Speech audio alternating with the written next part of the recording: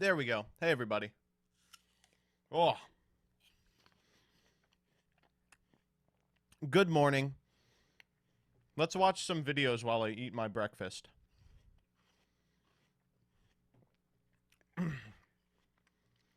What's going on, guys? It's your boy Distant Coder, and today I wanted to bring to you guys a little bit of a discussion about a ruling that caught my eye recently. The ruling in question here is very important because there is a tech card that is played in one of the more played decks of the format right now, which is Fluanderies, that would potentially interact a unique way with Guardian Chimera. The card in question, obviously, is Book of Moon.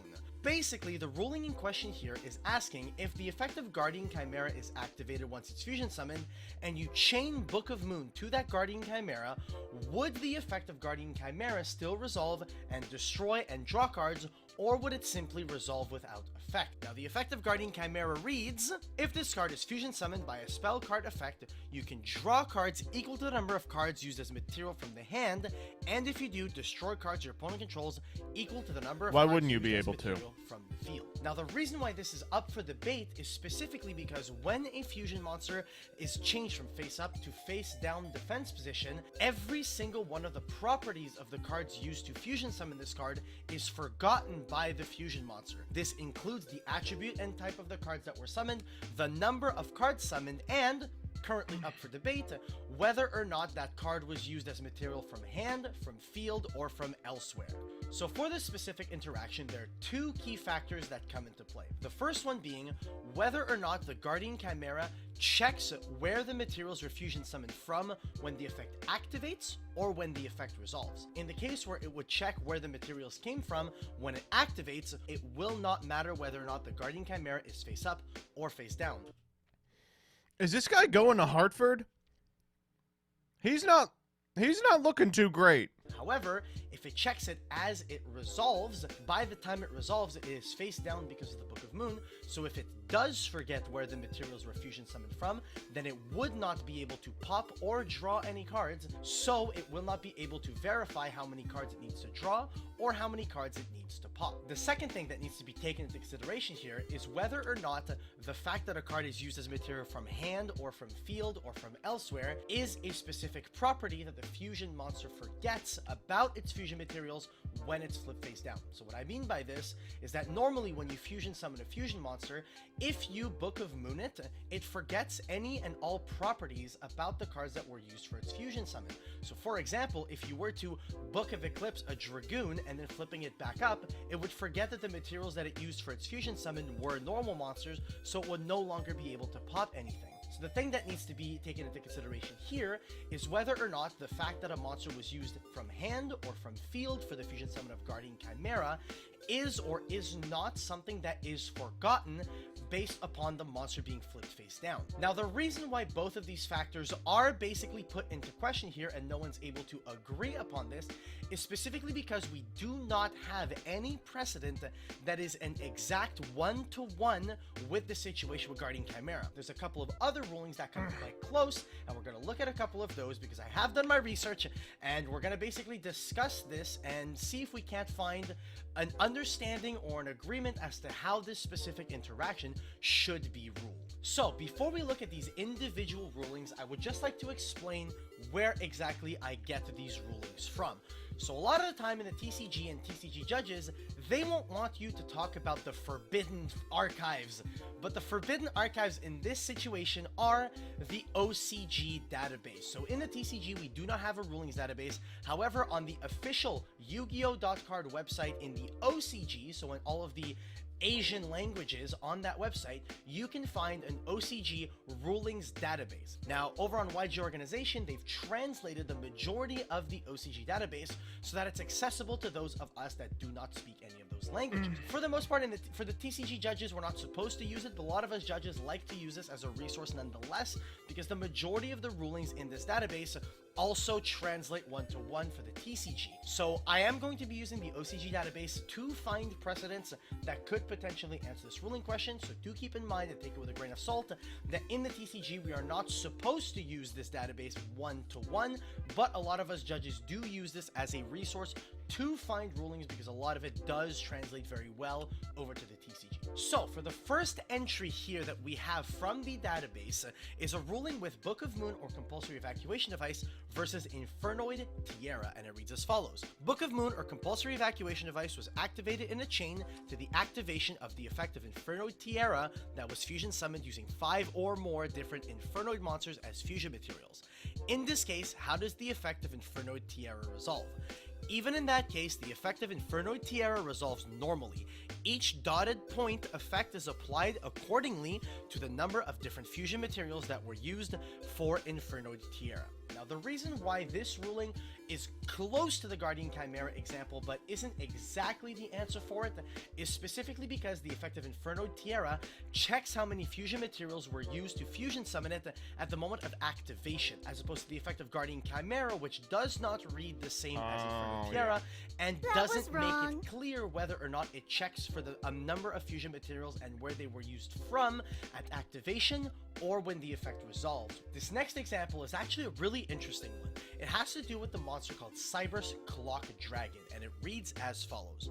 When I fusion summon Cyber's Clock Dragon and activate its effect, my opponent chains Compulsory Evacuation Device and returns Cyber's Clock Dragon to the extra deck. In that case, how does the effect of Cyber's Clock Dragon resolve? In this scenario, you still send cards from the top of the deck to the graveyard equal to the total link ratings of the fusion materials used, and your other monsters still cannot attack until the end of the next turn. But the part of the effect that increases the attack of Cyber's Clock Dragon cannot be applied. So just to clarify, the effect of Cyber's Clock Dragon reads as follows. When this card is fusion summoned, you can send cards from the top of your deck to the graveyard equal to the total link rating of the materials used for this card. Wait, I don't understand. This is like the same, right? And the next turn, other monsters you control cannot attack. Also, this card gains 1,000 attack for each card sent to the graveyard by this effect. So the reason why this ruling with Cyber's Clock Dragon does not translate one-to-one with the Guardian Chimera is specifically because this ruling with Cyber's Clock Dragon has it leave the field rather than be set face down. In terms of whether or not Cyber's Clock Dragon checks how many cards it's going to send from the deck to the graveyard, it actually checks it when the effect resolves rather than when the effect is activated. However, this specific ruling does not use Book of Moon, it uses Compulsory Evacuation Device.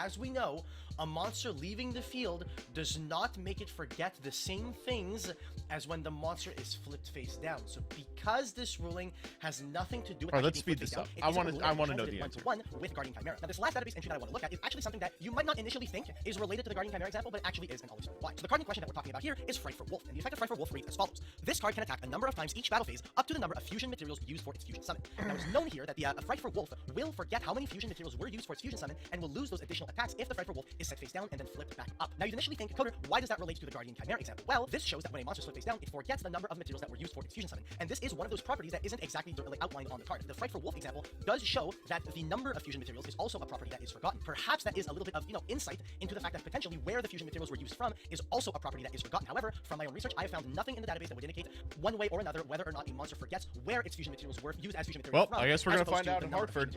However, I think the Frightful Wolf example does show to us that more than just what is exactly indicated on the card is a property that is forgotten when the fusion monster is face down. So, in my opinion, I do think that where the materials are used from is a property that should be forgotten by the fusion monster if that fusion monster is flipped face down. So after looking at these database entries, you guys now have a better understanding as to why these, very well-versed judges aren't able to come to an agreement about whether or not the Guardian Chimera would still succeed. Hasn't this card been out for months? Actually, Book of Moon's been out for about 15 years. Yeah, no, Chimera's been out for months. I don't know why we don't have guidance about this.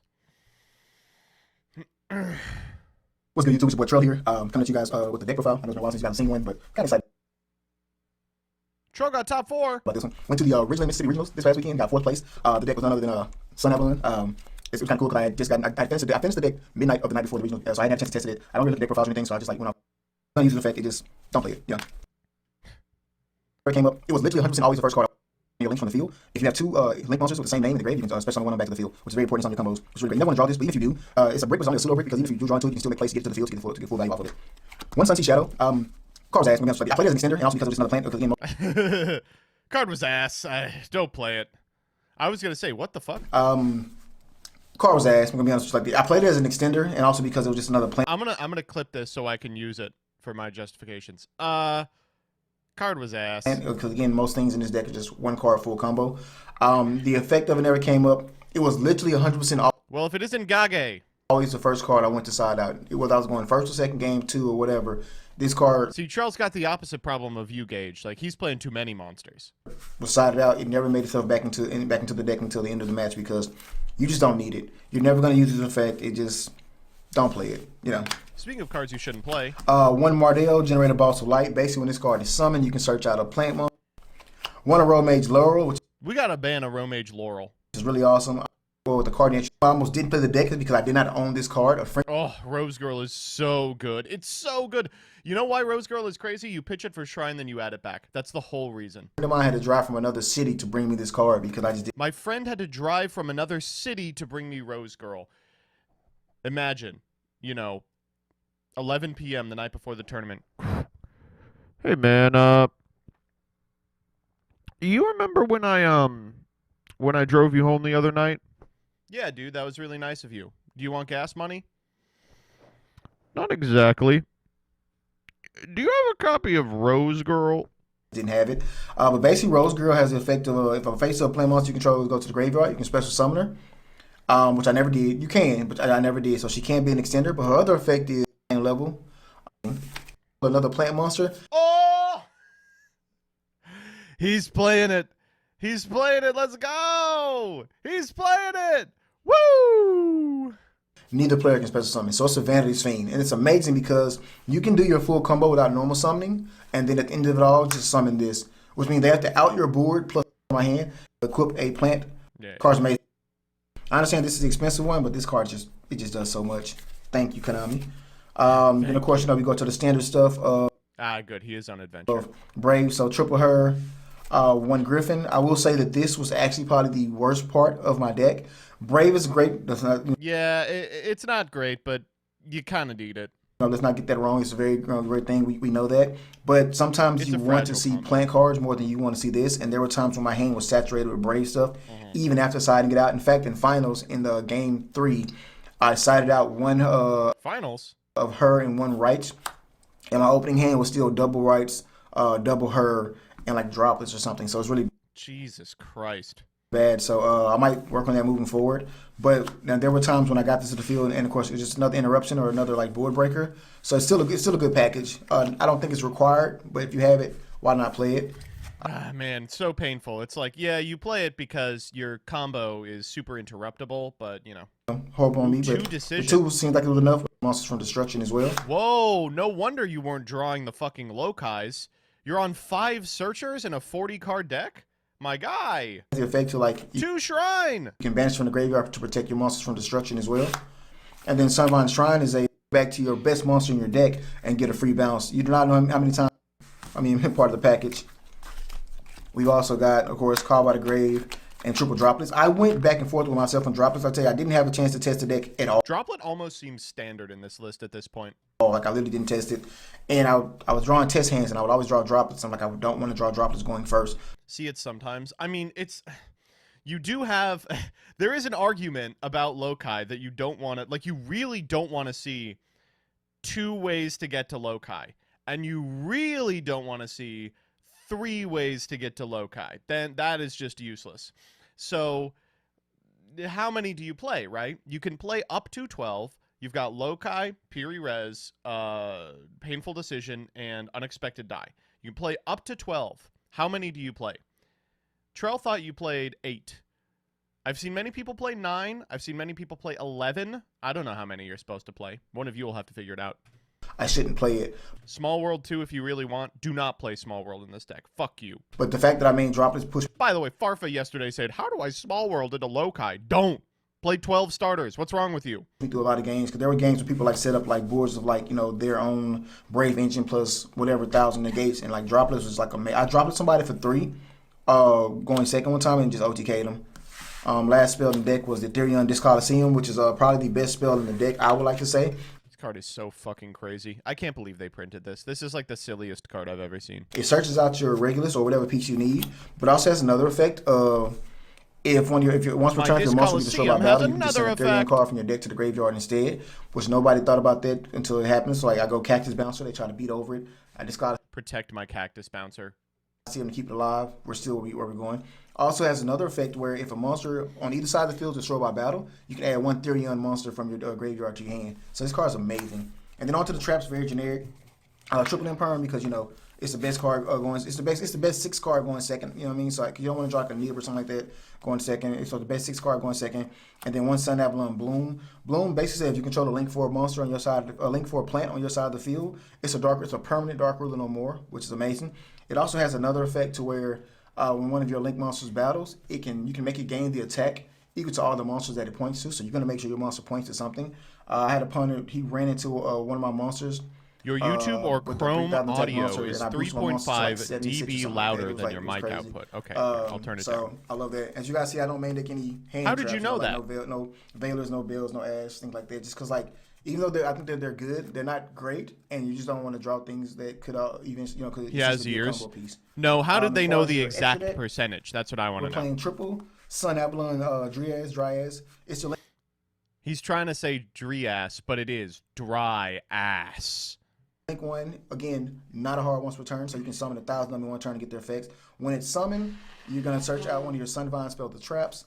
And anytime you would take damage, You've heard of you can perfect gain that pitch. amount of Now damage get back, ready and then for you can perfect special summon one Sunvine amplitude. monster from your extra deck, which leads you into this guy, which is Healer. Sunvine I hate that you have to play 2 healer. This is the worst card ever. I want to play 0 healer, but 2. Healer pretty much says that when it's summoned, you can target one What Sun are you playing in Avalon Hartford? monster on the Drytron. field, Well, gain we'll life see points tonight. equal to its rating times 300. Sox is So that coming helps over with tonight. time, We're helps gonna with your spend like combo, 5 or 6 really hours crazy. testing. Then 1 Thrasher. Basically, Thrasher is the same thing as Healer, except you don't gain life points. It gains attack. So if you put like a Link 3 or Link 4 out there, it gains 800 times the Link Thank God we're down to 1 Thrasher, by the way. rating of the monster that you choose. So this is just one for push for damage. I was looking for a link to join your Discord, and I found MBT, the Malaysian Battlefield team. Well, the good news is the link for my Discord is really easy. It's discord.gg/MBT Yu-Gi-Oh. Same summoned as the it. Twitch. I never had to, but you want to have that one because there are times when you're going to need to put damage. Slasher on is board, crazy and on the comeback, being a but you Link can one also is use just it as too part free of the to not setup play. combo. So I definitely Let me actually see if I can pull up the This is Sun actual. Avalon Dryades. Whoa! Oh, because he's on Shadow. Sure. 2. Basic twice per turn. If you take battle or effect damage, Don't play this. You can, I think, you gain that much life points. And what else? And spend some. Yeah, Callie, you missed. He was on a Shadow for this package, and he slapped the Shadow down and went, "This card is ass. Don't play it." I'm reading it because I never summoned it. Card literally Never never came summoned up. I'm pretty sure I'm gonna switch it out for something else, but I had it because I was like, I feel like there may be a situation when I was gonna need it. It never hit the field. If I could, It's weird because the first wave of Sun Avalon support, reading Shadow, you're like, oh, Shadow's the good one, and it is the first cut. Next we had the double aromatherapy Jasmine. Jasmine basically says that if your life points are higher than your All right, real quick, I do have to point out, yesterday, Cyburst Diamond Dude, this is at Diamond Dude Yu-Gi-Oh, figured it out. I've been racking my brain about this combo. But here it is. This is the way to make the full board if you start with Adventure. Because the actual way to make the full board goes through 5 zones. So you can't do it. So, totally normal so far. You go into Thrasher instead of Healer here. And then you go double Aromatherapy. You go Aromatherapy, grab Lily Borea and Rose Girl. Lily Borea, equip the twin. Go grab the field spell for Regulus. Then you go Melios, bring back Lokai. Melios, bring back Lokai. Dryas number 2. Dryas effect for Shrine. Shrine effect. And then use the... What is this? This is the weird part. You use Shrine pitching Rose Girl. Then Sunseed Twins effect to reset the Aromatherapy Jasmine. Then we put the Rose Girl back in hand. Then you go Dry Your Rentieri. You grab the Bloom. Then you go Shrine, bring back the Lokai. You go Healer here. And because you have the Jasmine back on field, that triggers the Jasmine to get the Snowdrop.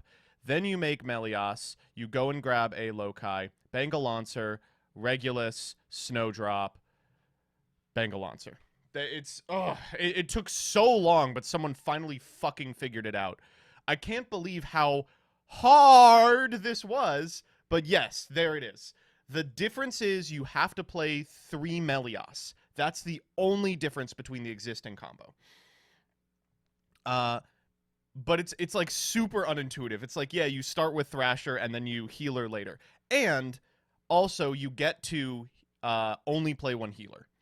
3 Melios was pretty standard anyway. I mean, that's the...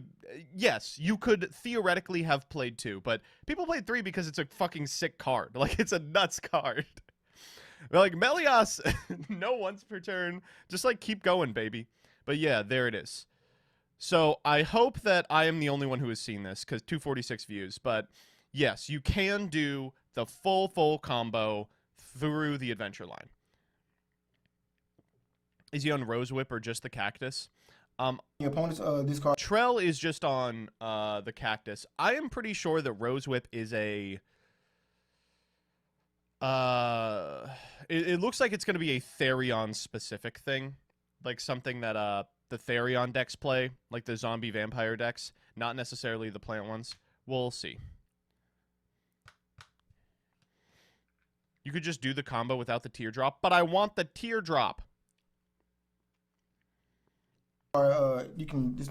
I assume you think the build with the Aroma Synchro and Spore is cope. Yes. The Aroma Synchro and Spore. Man.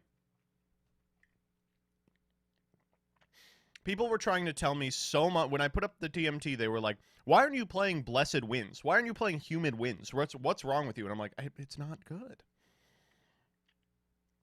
Are there any low-budget decks you can recommend at the moment? Yes! I have the perfect deck for lowbies. Salamangreat is a top-tier deck again. And it's like $20 total. It's real good. And it teaches... It's a good deck. It teaches you a lot of fundamentals.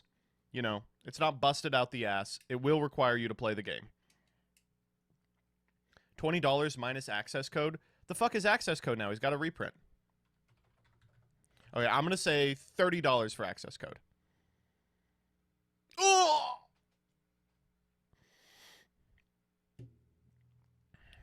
Okay, well, unfortunately, this is a very necessary part of the deck. So just beat the fuck out of a friend who has an access code and take it. Otherwise, Salamangrate's $20. You said that Salad was Snore in the OTT yesterday. I'm bored of it because I played it for 3 years. If you haven't, go for it. And more importantly, it's cheap.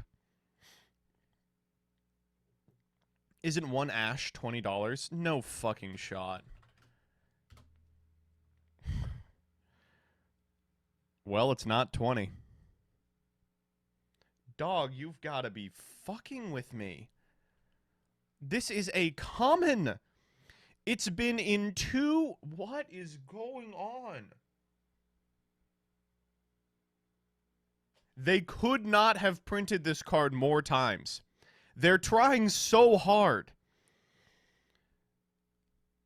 It's printed twice in Mago, in Dual Power, Dual Devastator, Original Print, Shadows in Valhalla, a fucking structure deck, a fucking LC where it was guaranteed. This is... I'm losing my mind.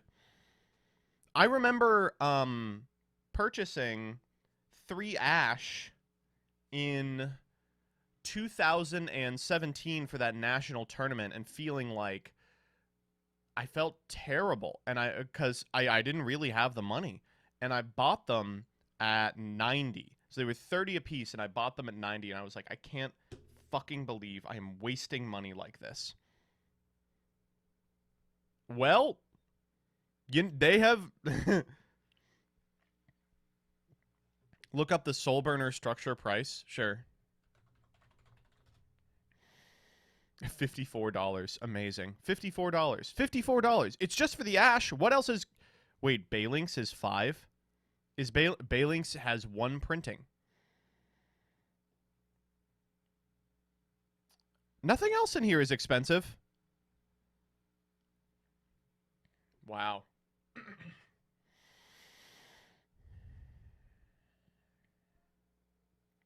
Spinny also has 1 printing, and Foxy as well. Foxy does not have 1 printing. Foxy is in the tins. Yeah. And apparently it's in Soul Fusion as well. All right, you know what? I lied. Get Sky Striker. You know, no, Sky Striker does access code too. Farsword, thank you for the sub. Circle is $6 a copy. No shot. No shot. $2.95.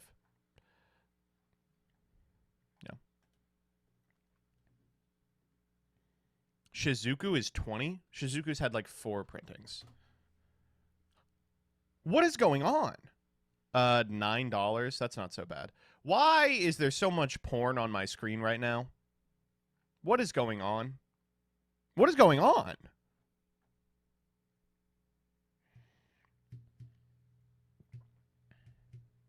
PK without the adventure engine is probably the cheapest. I don't think so. Swimsuit rarity returns.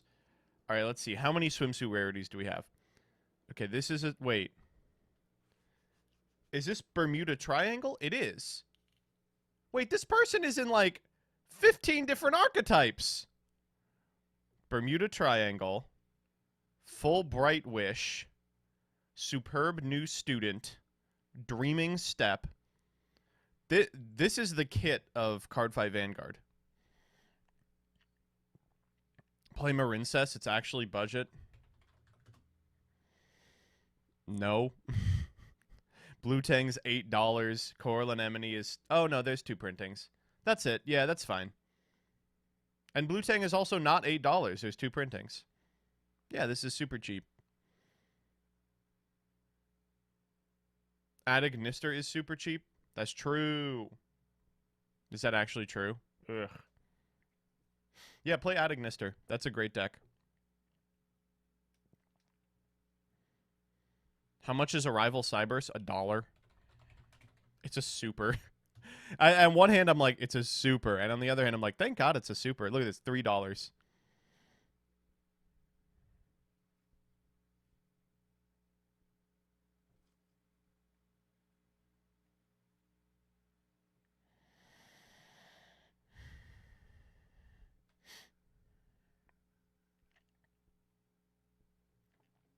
I also really like the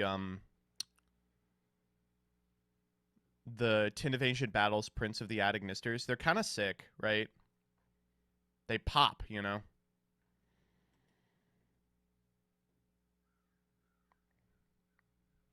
How much is Advent of Adventure? What? Why would that be money? It's a fucking trap card.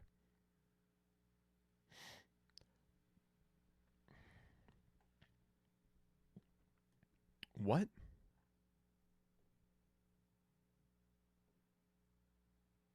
All right, so here's when I bought it. What is going on?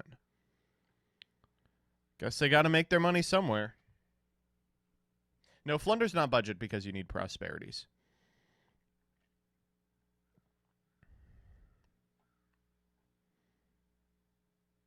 What's the most expensive cost card from Difo? After the Starlights. Regulus, $89.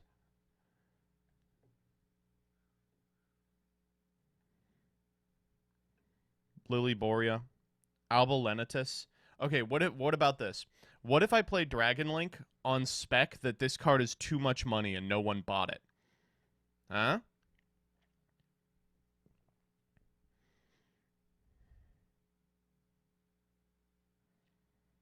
Extravagance is a pretty solid replacement. It is not.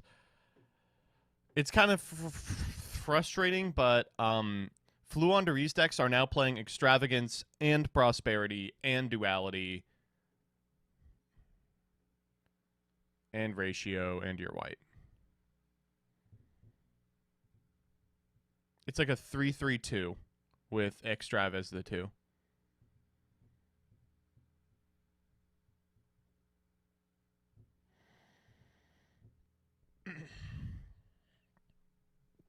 How much is Prosby?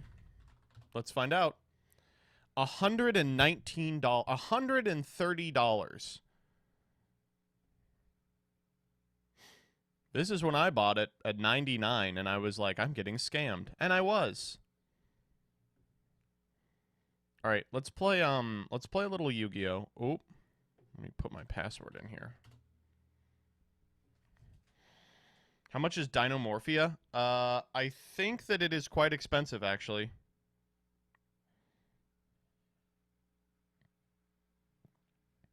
I think that it actually is quite expensive. Because they expect it to be really good eventually. It got bought out a while ago. Yeah. You know, credit where credit's due. That's a really smart buyout. Just a little mad about it. So I wanted to play them.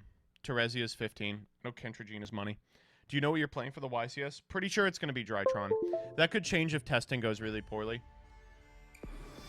But it can't change that much. The other decks I'm looking at are Plunder or... I really want to play the Libromancer deck, but I just need too much. There's too many individual cards. If I could register a deck after, then I would. Why did I load this up? I have no interest in playing this.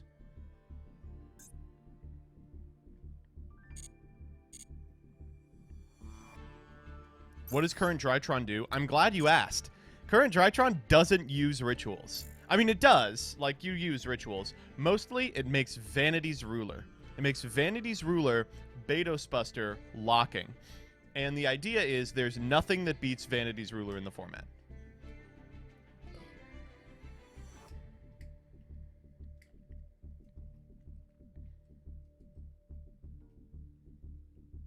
Going second? No, you go first. Oh, if you're asking what you do going second, Drytron is an exceptionally good going second deck. In that scenario, you just use the Drytrons as, like, material for shit. You know, one of the most adept decks in the history of time at making Zeus, at making, like, powerful link boards. You have Natasha. Yeah.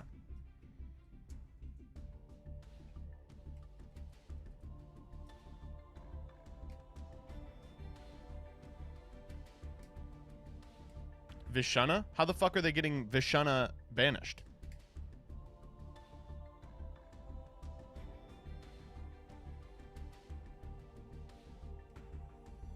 You have to, if they are on...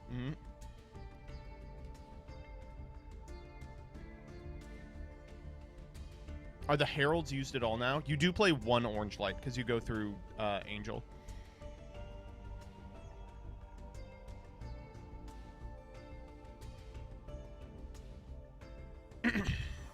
Alright, hit me, Siberian Rabbit. What is your idea for a format?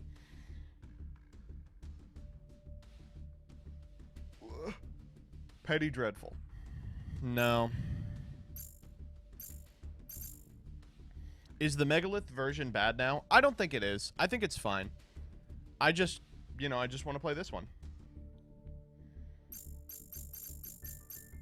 It's actually shocking how much worse it got without Ava.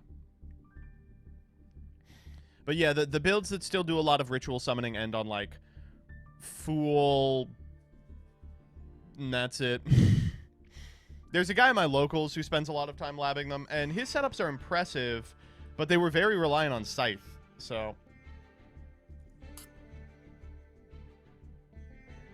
Dual links?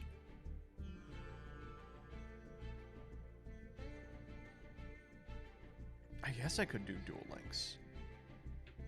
That's not bad. Yeah, let me do some dual links. Well, nah. Tell you what, I'm gonna take a really quick shit, and I'm gonna decide what I'm gonna do. Let's put on some daycare for you all. What do y'all want to watch? Is there a new Farfa video? Oh, new Dizif video? What is up, guys? DZF here. About a week ago, we got a new update for the Yu-Gi-Oh! TCG, and on that update, we got 3 old-school cards back into the game that have all been banned for quite a while. We are, of course, talking about Yatagarasi, Change of Heart, and Time Seal. Now, these cards have been banned for a really, really long time. Yatagarasi for 18 years, Change of Heart for 17 years, and Time Seal for 16 years.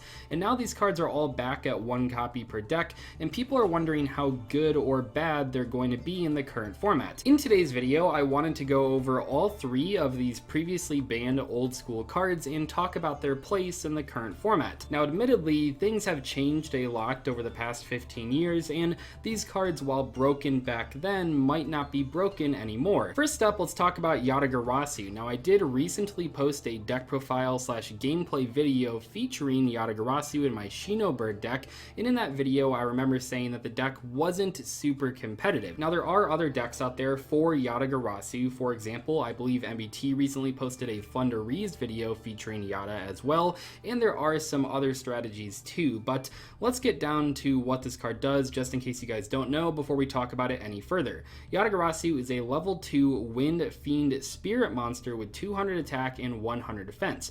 This card says it cannot be special summoned. This card returns to the owner's hand during the end phase of the turn it is normal summoned or flipped face up. When this card inflicts battle damage to your opponent, they skip their next draw phase. Now back in the day, this card was part of a deadly combo using Chaos Emperor Dragon and Sangan. By using the Chaos Emperor Dragon effect while you had a Sangan on the board or a Witch of the Black Forest, you could then search the Yatagarasi and attack directly. The Chaos Emperor Dragon would get rid of every card in both players' hands and on their side of the field, which not only opens up the way for the Yatagarasi to attack directly, but also because your opponent won't have a hand anymore, they won't have a way to out the Yatagarasi lock. Now it's worth mentioning here, just in case you don't remember, but Chaos Emperor Dragon and Sangan are both currently errataed, which means they don't have the same effects that they did back in the day.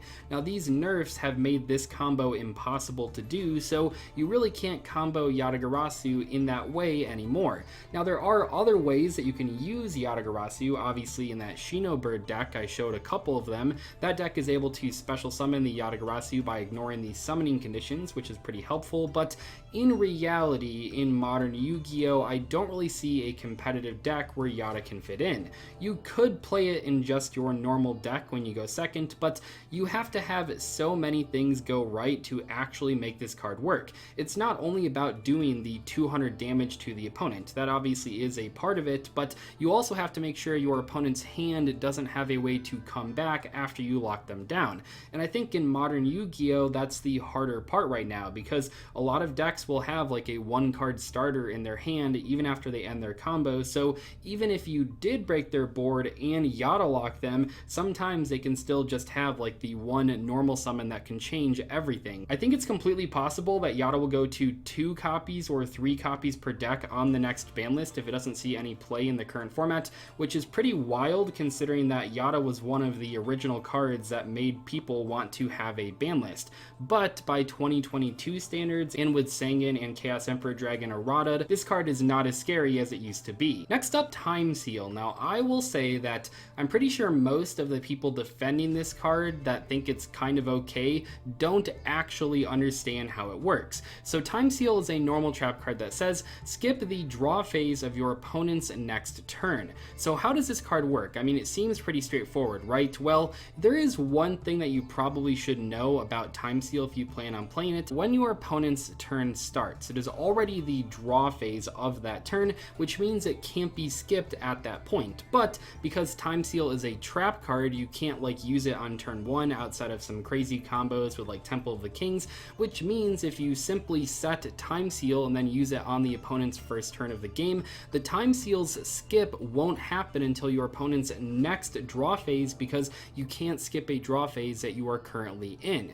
And I think that is pretty important, because it means that even if you went first and opened the 1 of Time Seal, it wouldn't go into effect until turn 4 of that duel, which, let's be honest, was pretty slow even back in the day, but especially in 2022, yeah, Time Seal is definitely not going to see play. I think without a doubt we will see Time Seal go to 3 copies per deck within the next like year or so. This is a card where Konami is probably very afraid to put it to 3 copies per deck, because on paper activating Time Seal is a lot easier than summoning a Yatagarasi and attacking the opponent directly, but because of how slow this card is, I feel like it's much worse than Yatagarasi despite not really having the same amount of required setup. From Konami's perspective, it's very difficult to balance a card that skips the opponent's draw phase. If the card is too powerful, everyone plays it and suddenly it's very toxic, but if the card is balanced just a little bit too much, then pretty much no one plays it because it's way too slow or difficult to set up.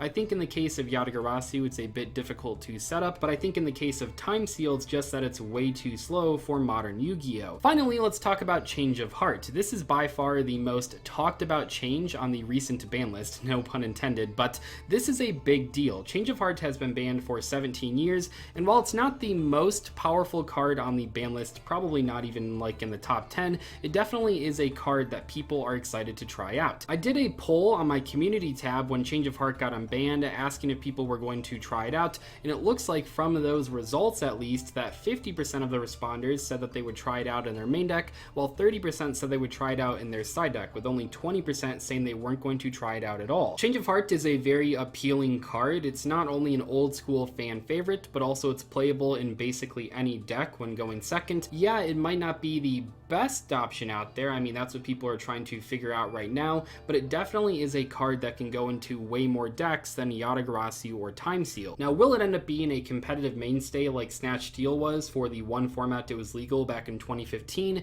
It's a bit harder to tell. We've had one weekend of big tournaments where this card has been legal, and it looks like some people are playing it in their side deck, but it's really not that present in main decks, and honestly, a lot of people aren't playing it at all. It's definitely a card that has a lot of potential, but on the other hand, it's also just a slightly better mind control, and mind control really hasn't been seen play for a couple formats.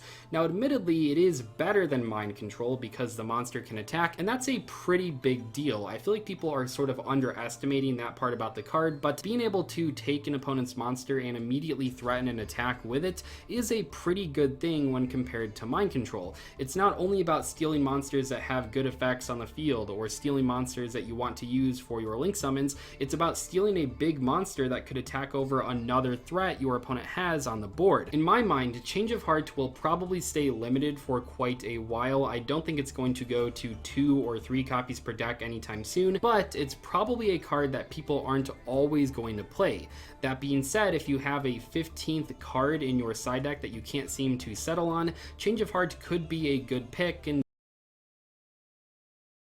I love to take a big poo-poo shit.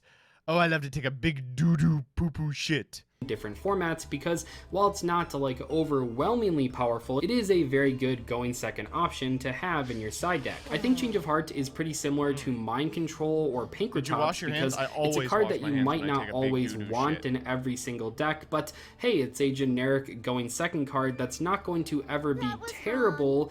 All right, let's do some subs. NXCM, thank you for the 5, and the Libromancer Punk Enjoyers. Me, Varsword, thank you for the 15. Circle, $6 a copy. Yoror, thank you for the 5. Gui Din Zero, thank you for the Prime. All right, we have basically wasted a lot of time here. Let's play Duel Links. I think that would be funny. That was wrong.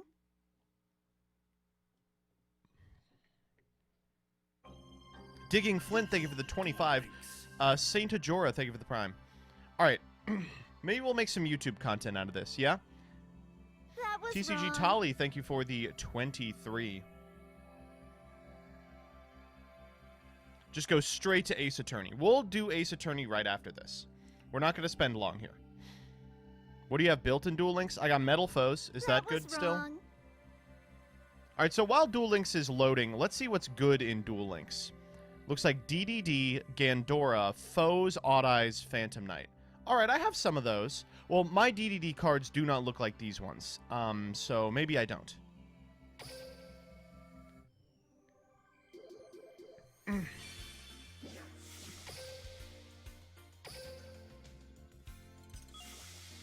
look at all this stupid shit I'm getting.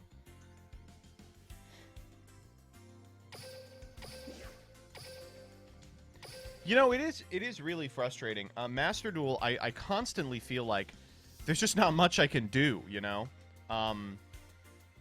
You play ladder, or you invent ways to play with your friends. You know, there's no structure to it outside of, you know, ramming your head into a field of Drytron. But there's so much to do in Duel Links, right? Like, from this position, I haven't played in a couple of weeks. There's an event code, the Dual World Carnival I can jump into. I can jump in a ladder. I can do casual modes if I need to farm stuff. I can try to unlock characters or cards. What is going on here? Barbarians.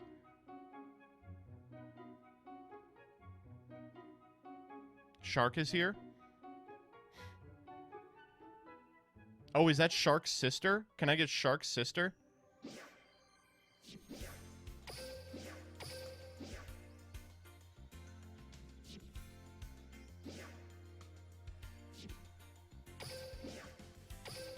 All right. So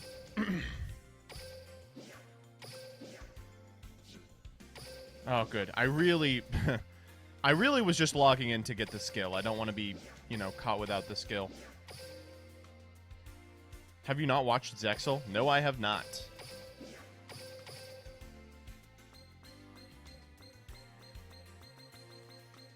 All right, I got them all.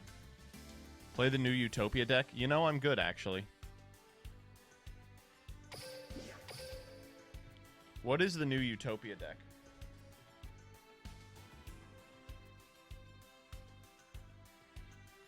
Does it do anything? It's penis. Okay.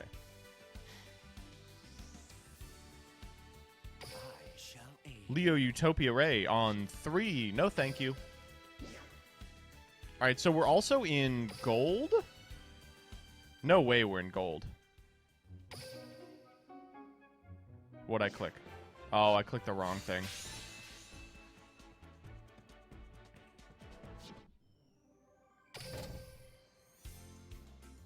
We're in gold. How did we get to gold?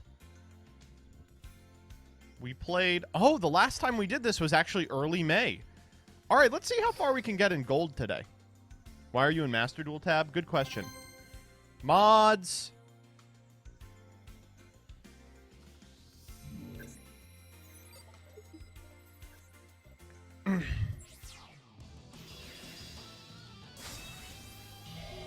Yuto.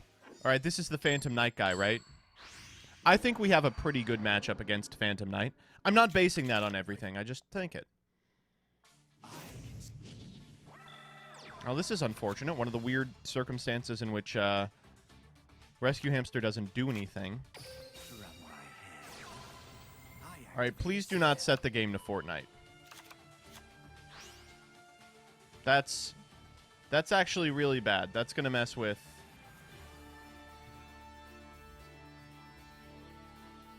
a couple of things.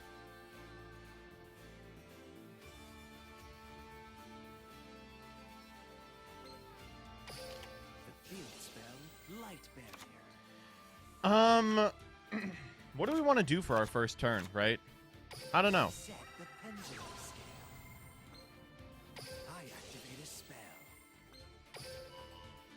All right, let's go get this. Pop the field spell for full fusion, goal driver for regular fusion, then rescue hamster. I don't want to do that. I set the pendulum scale. I activate a spell. I'm setting a card.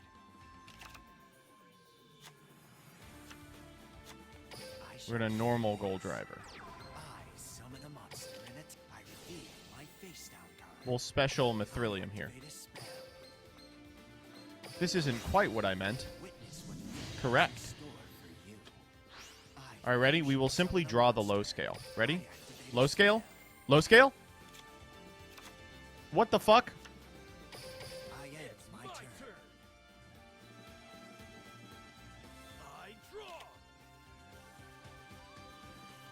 It's okay. We'll draw the low scale next.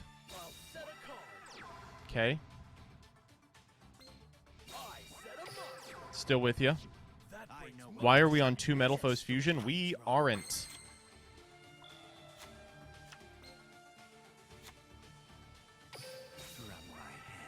Okay, we'll go Metal Foes Fusion here. We'll grab another Mithrilium.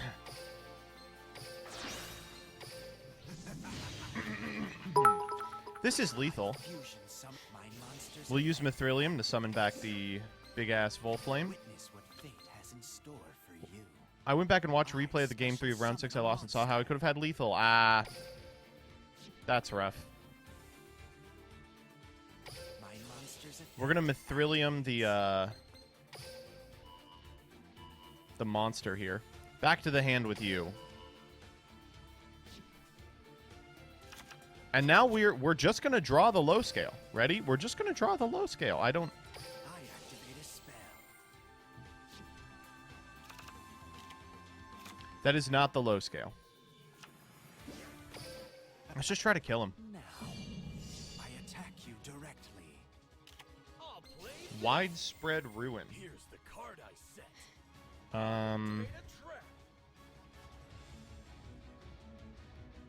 That's funny.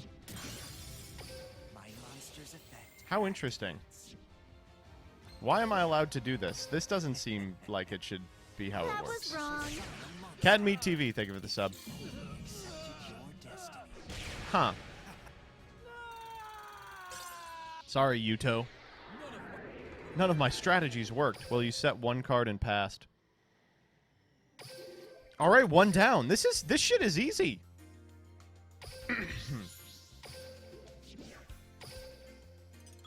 Oh my god, 10.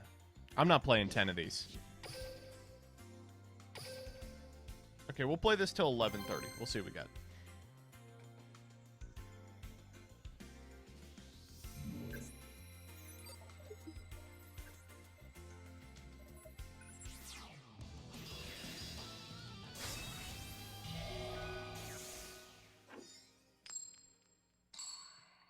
All right, well, that's ideal. We want to be going second.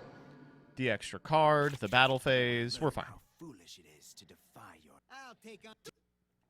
This is looking pretty good, not gonna lie. All right, see, I told you that's what we want, you know? Check deck, check deck.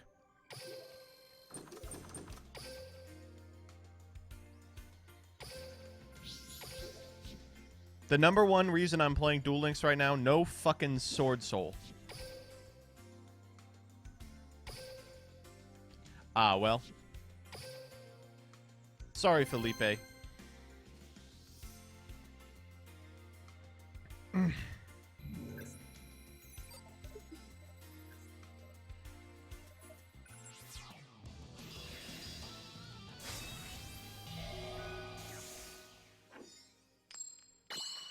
Okay, we are about to gain a rank. All we have to do is beat another Yuto. Why are we running into all these evil, edgy cosplayers? What in the hell? What is this hand? Oh, cringe. I shall play this. Okay, that's fine, that's fine. No big deal. We just Metal Foes Fusion. Activate a spell. We go for Mithrilium here.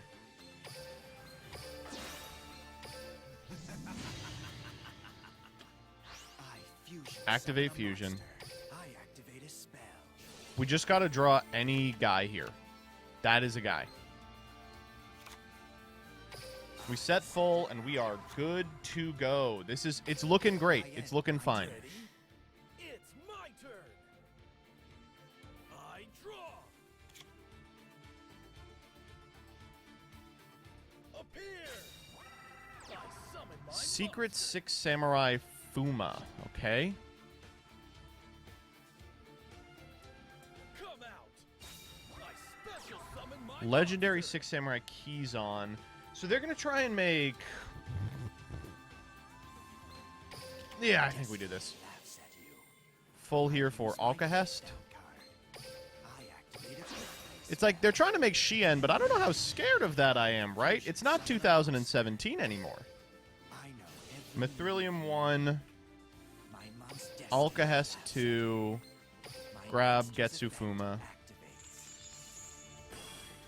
activates. And then we'll special Volflame.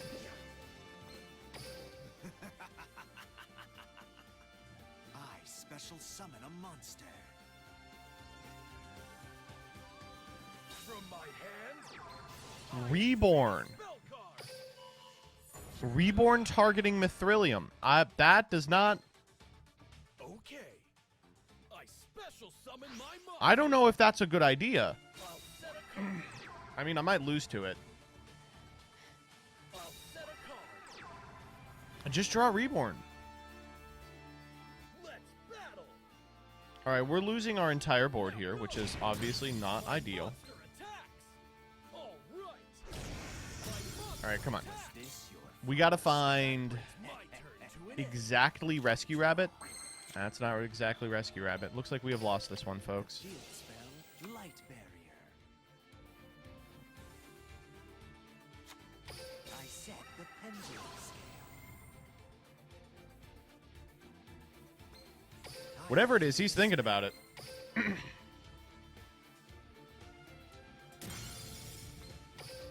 set a card. Yeah, we gotta scoop. We gotta scoop him up. Your strategy. Monster Reborn. Monster Reborn. Monster Reborn. Reborn the monster. That's fine. We'll just win 2 in a row. I activate Reborn the monster.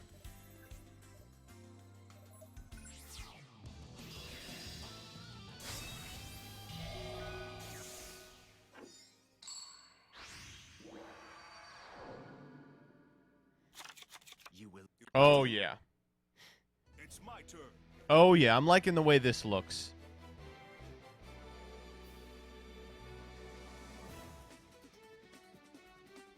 Oh, yeah. Here I go. I summon a monster in attack position. Rescue Rabbit plus scales. That's what I'm liking to see. Destruction Swordsman Fusion. Oh, you must think you're playing against Gandora. I intend to summon no dragons. Buster Whelp effect. Summon Buster Blader. Set Destruction Fusion. So they can use monsters from my side of the field as material. See your destiny.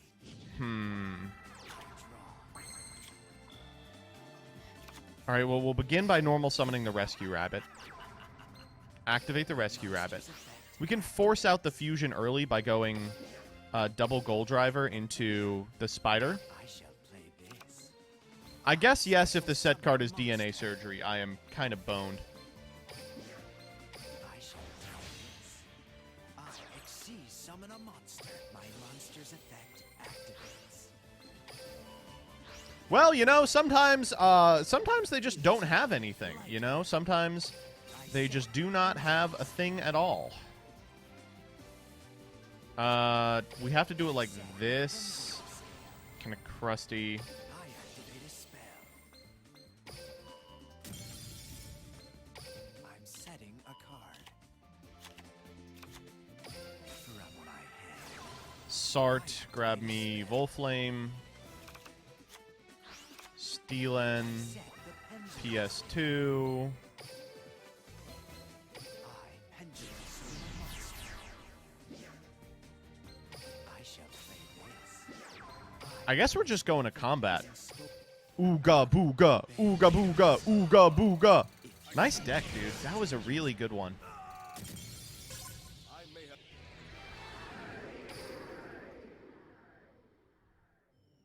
Buster Blader has a synchro. Yes, it's Buster Dragon.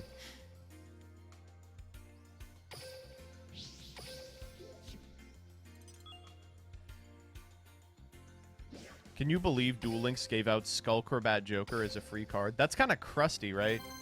When are we getting the new world, by the way? September's coming up. I remember they used to be every September. My theory is we get the Bonds Beyond Time world soon. October, probably. All right, here we go. Link World already leaked. I see. control fate. It's Duel. It's my turn. This is looking good. Decent hand, decent hand. Of course, I want the Rescue Rabbit. All right, 30-card deck. Already off to a good start. That's what you want to see your opponent have, is a 30-card deck. This is the second thing you want to see, is your opponent is on 30-card Galloping Gaia. Now, the trick to playing Gaia the Fierce Knight is to play a 30-card deck and then draw the field spell anyway. You know? This person probably spent upwards of 200 hours farming for the skill just to draw Galloping Gaia in the opener. And just get owned. Are we bullying low-ranked people with Metal Foes again?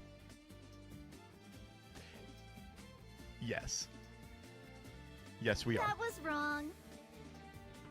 Krusty Cards, thank you for the 5 months. Get wrecked. I am going to wreck my opponent. This person's name is Sloth Kim. Monster in attack position. My monster's effect activates. Guy of the Magical Knight. Summon Curse of Dragonfire. God, this combo is just so interesting. I mean, has anyone, seen this before? This is the difference between combos in Duel Links and combos in Master Duel, though, is like this boring-ass combo that I've seen 1,000 times takes like 2 minutes total for my opponent to execute. Where in Master Duel, they would still be deciding which Sword Soul they want to add from the deck to the hand. Summon a monster. Wait, that's not right. My monster's effect activates. It would have been very funny if they also drew the Spiral Spear Strike in the opener. My turn is done. Okay. I know what destiny I don't know about that. You idiot! That's the wrong guy! had. Spell, light barrier. Alright, so we'll go Gold Driver, The pendulum scale. Activate, Made a spell. Pop, Set Fusion, I set a card. Fusion. Use my Oh, this was wrong. Oh, whoops. Should have normal summoned. No big deal.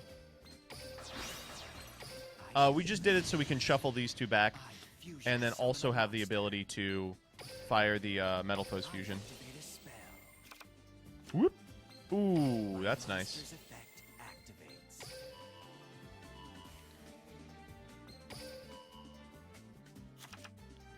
activates. Sart. Drum my hand.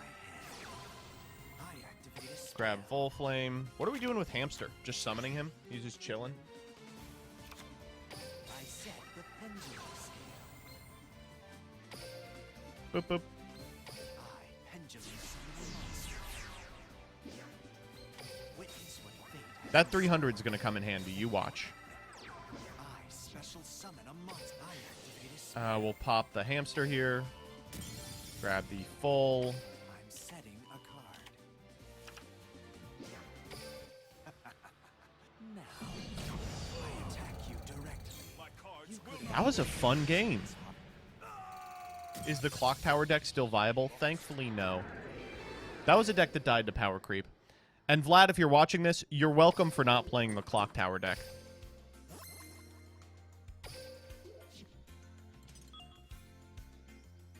I feel really bad.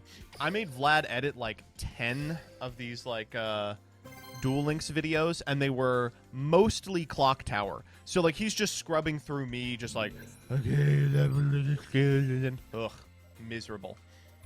This one at least we're like taking actions. We're performing plays.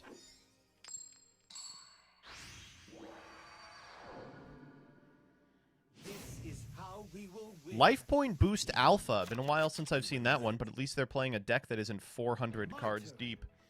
No, it's my turn. All right, what do we got? Wait, Sartorius's last name is Cummer?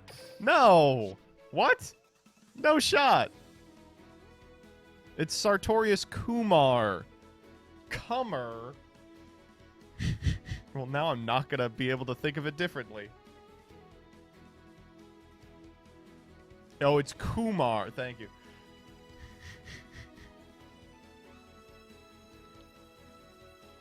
Sartorius is like, do it be squirtin'? Do you moan?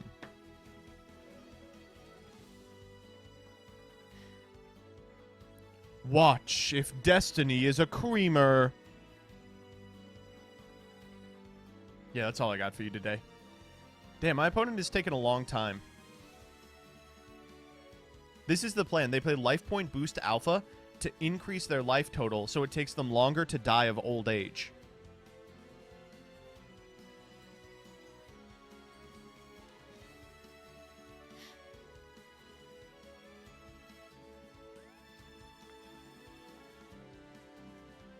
This really is exactly the same as Master Duel. Except I can't discard a Maxi to end their turn immediately, right? Dang, too bad 24 plus 26 is still exact lethal. Yeah, it's the Metal Foes counter. Not that Metal Foes counter. Different Metal Foes counter.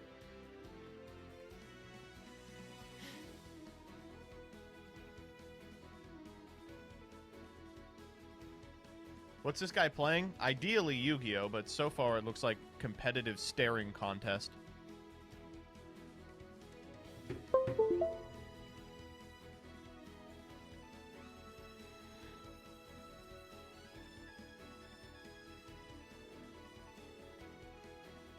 I'm hungry. I set a monster. Oh, that got him. I end Wow, my turn. 10 minutes to do that. Actually 10 minutes to T-set pass. Unbelievable. Okay, well, we win the game here, so. The field spell, Light Barrier. Unfortunately, we can only get I activate a silvered here. We should have gotten the 8.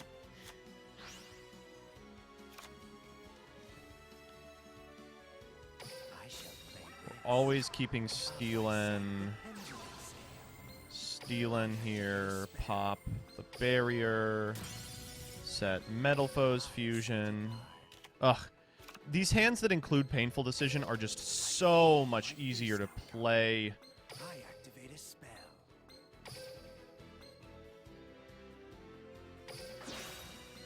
I shall play this. Beautiful. I fusion summon a monster.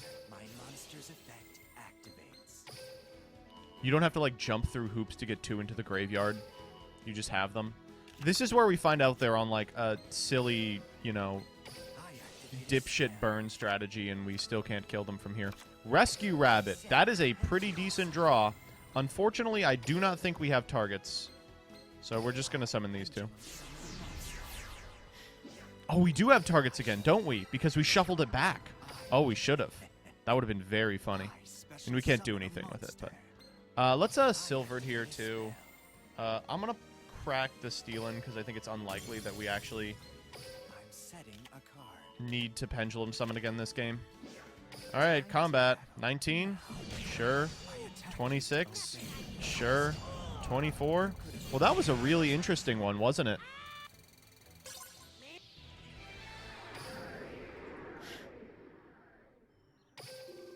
Alright, you want to check deck? Yeah, we'll check deck. Don't worry, we're going to check deck. I'm actually having fun. I'm shocked. I'm really enjoying myself. Buster Blader. 5 minutes to determine that they had bricked. Why are people playing Buster Blader? Is it because Gandora's that popular? More like Brick Blader? More like Buster Batter. Sylvia, Oh, let's go, baby. I don't duel. Oh, fucking Christ. Okay, actually, this is fine. I thought this was a Metal Foes Fusion. My dueling. I love Silvio. I have never understood people that are like, I kin this character. You know, I was like, okay, this is some stupid children shit I don't understand. And then I met Silvio. I'm really enjoying myself. Punches another 5-year-old in the face. True. Any truers? That's a great opener. Savoring mine. I end my turn. Silvio was better in the sub. Oh, I just realized something. We don't have a low scale. The field spell, Light Barrier. Uh-oh. Our hand is clogged with big boys. I activate a spell. That's not good. We can still maybe make it work. So I set the pendulum. we go Stealin here.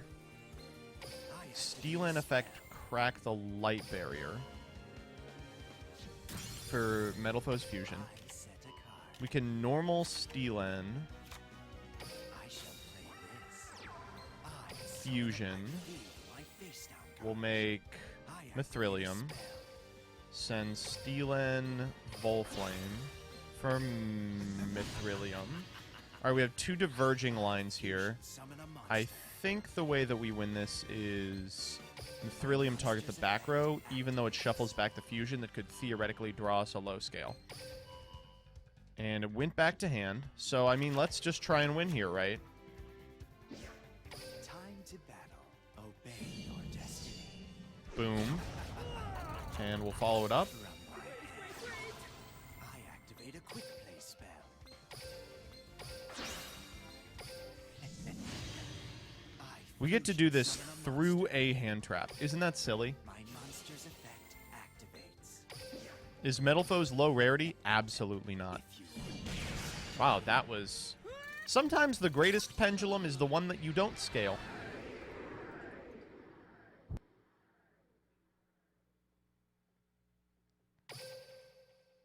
Low rarity doesn't really exist in Duel Links. That's not true. I mean, there are definitely not decks that are low rarity and playable, but there are decks that are cheap and playable, if that makes sense. Like, they really do like to make boss monsters URs, but sometimes they hand you the boss monsters, right? Through, like, events and stuff.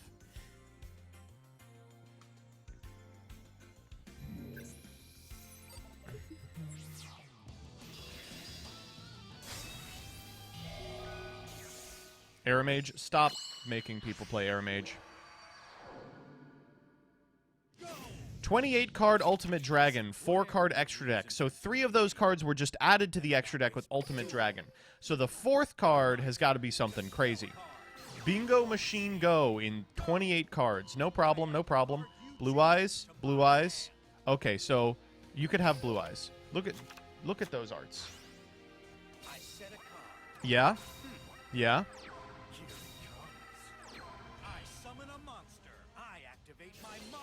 Yeah? Well, at least we know the set card can't be ultimate. I end my turn. Blue Eyes pass. Time Traveler from 2018 spotted. Yeah, let's see how our Time Traveler deals with the reality of Xyz monsters. I summon a monster in The fuck are they gonna do? Bottomless him? You got a trap hole back there I need to know about? Yeah, that's what I thought. My monster's effect activates. Just unparalleled that you're allowed to do this. I'm truly shocked. Rescue Rabbit is the best card in history. Alright, let's get this bad boy off.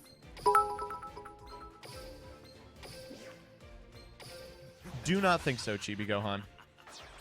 I exceed summon a monster. Floodgate, let's go. Now I flip over my No, come on. monster's effect activates.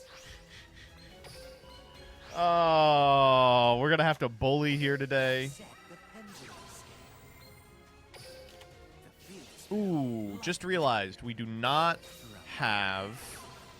I activate a spell.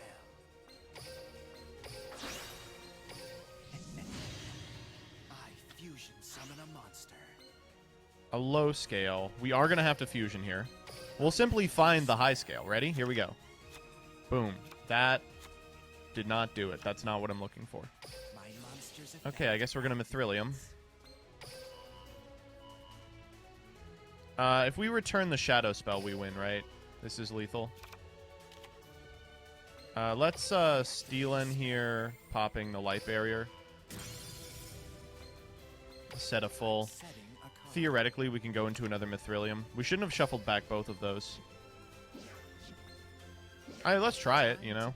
Obey your He's got something. I attack you directly. You have to try harder than that. I'll use my set card. I activate a trap. We're really going to lose to this. We're really going to lose to this. We're really going to lose to this. We're really going to lose to this. We are really going to lose to My this. turn. I We're really going to lose to this. We are really going to lose to this. So that's the Shadow Spell. Blue Eyes White Dragon. Attack. Alright, there's so many draws that get me out of this. Let's see what That does get me out of this. That does get me out of this, shockingly.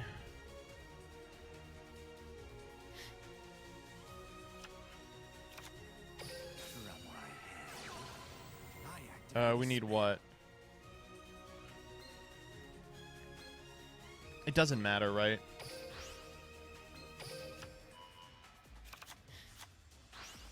We go... We just full here, right? We're not doing anything else. We're just fulling.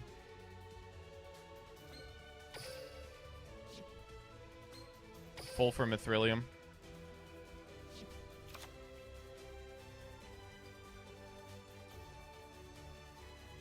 Use hamsters on field effect. If you have a face-up level 5 or lower monster card in your Pendulum deck, summon 2 monsters with your deck that have the same name as this card. flatter me. Why? What does that do for us?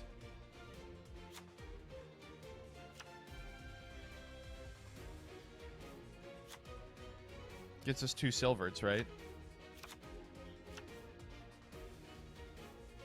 Gets you 2 names on field and doesn't neg you. Fine.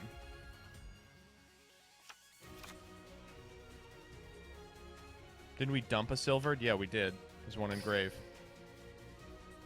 We would have to pop the steel in. I mean, I could do that. On my nerves. I set the pendulum scale. I activate a spell.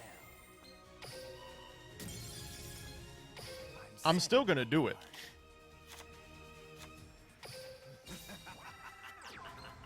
My monster's effect activates. I shall play this. I special summon. Let's go Metal Foes Fusion. I reveal my face down card. Chain full Metal Foes Fusion. We grab Mithrilium here. Pogger is the correct play. I fusion summon a monster. My monster's Let's put back... Oh, we only have low scales. Shit. I was kind of hoping we had a high scale in here. Let's put that Blue Eyes back in hand. Here we go.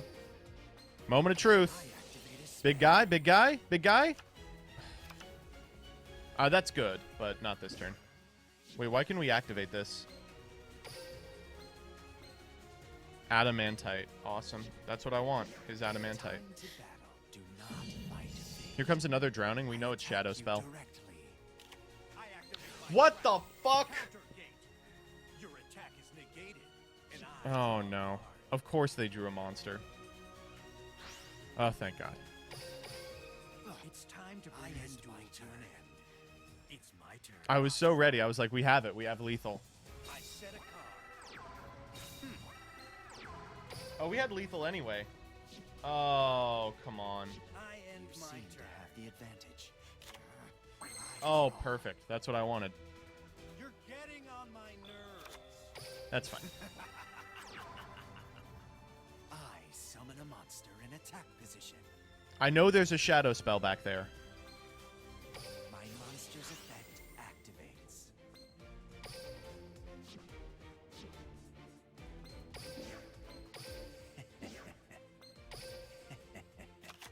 I special summon a monster.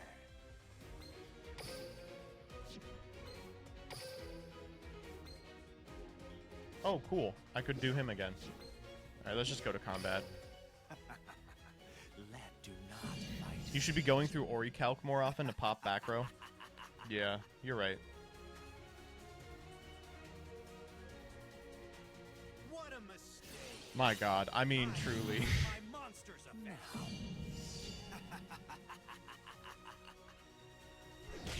They shadow spell here. Could have avoided facing this harsh reality. What a mistake. It's fine. I flip over my set card. I activate We a full. use my face down card. I activate a quick play spell. Karma I'll cut. use my set card. Banishing Mithrilium. Activate a trap. Well, that's unfortunate for you because I can still... Here, I'll make Ori Calc. Y'all want to see Ori Calc? Here he is. I shall play this. I fusion summon a mon if you How can I can't believe we almost lost to that. That would have been embarrassing.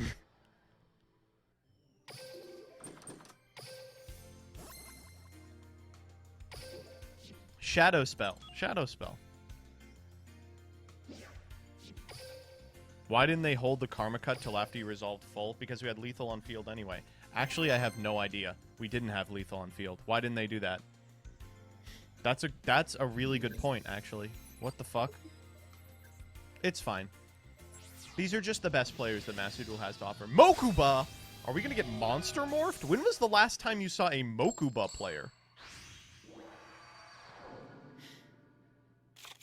you will learn how This is a decent foolish it hand. is to defy your destiny. When you see my monster, Duel. What did he just say to me? When you see my monsters, you're going to have to change your underwear?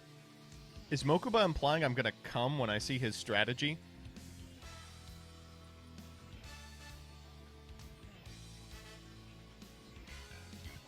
Yes.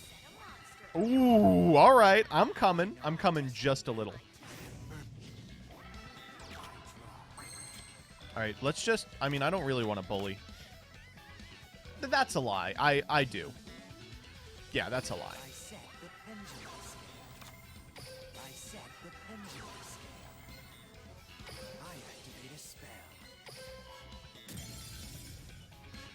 I set a card. I shall play this. My monster's effect activates. Witness what fate has in store. I special summon a monster. Oh, we don't have a low scale. Whoops.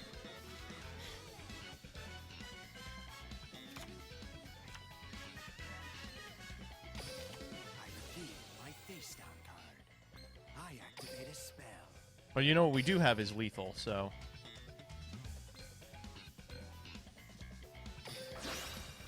I shall play this. I fusion summon a monster. I activate a spell. My monster's effect activates. Why does the Duel Links OST kind of slap? The Duel Links OST is a... It's a bipper and a bapper and a slipper and a slapper. Time to battle now. I attack you, obey my destiny. That was a cool deck. I do have to change my pants. The fuck were they on? Let's find out. Karibo again. True.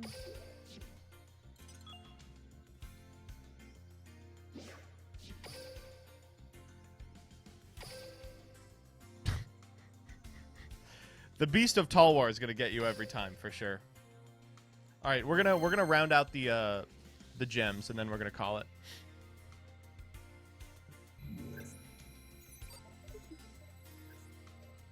The penguin is UR. It is. It's so good.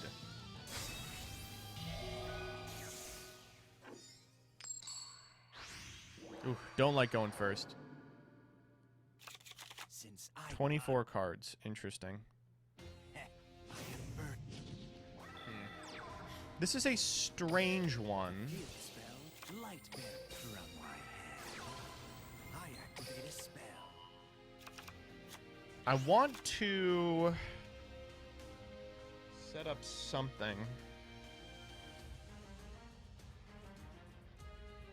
This cuts me off scales, but I don't think that's that big of a deal. I'm just going to make Mithrilium here. I think Mithrilium is just really good. Just generally a very good card. I fusion summon a monster. I activate a spell. Come on. Oh, damn it. I set the Shouldn't have normaled. scale. I activate a spell. I set a card. Good enough. I should have made Oricalc if we were doing this, right? Because the Oricalc trades for a back row when it goes to the graveyard. From my hand, Oh, fuck. a spell. Oh my... What the fuck? Are you kidding me? He hit 2 of them.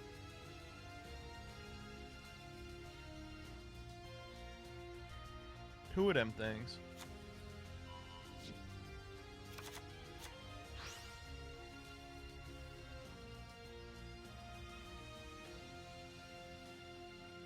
I set a monster. Alright, never mind. I activate Is this my once per monster. turn? It is. It is not.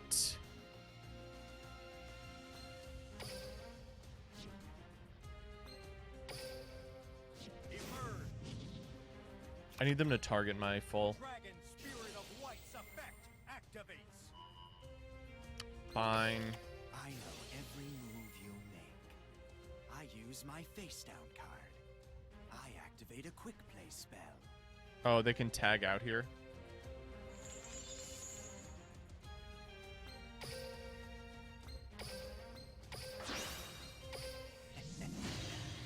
I fusion summon a monster.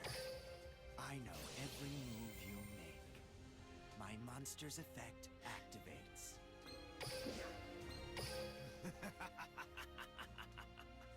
I special summon a monster.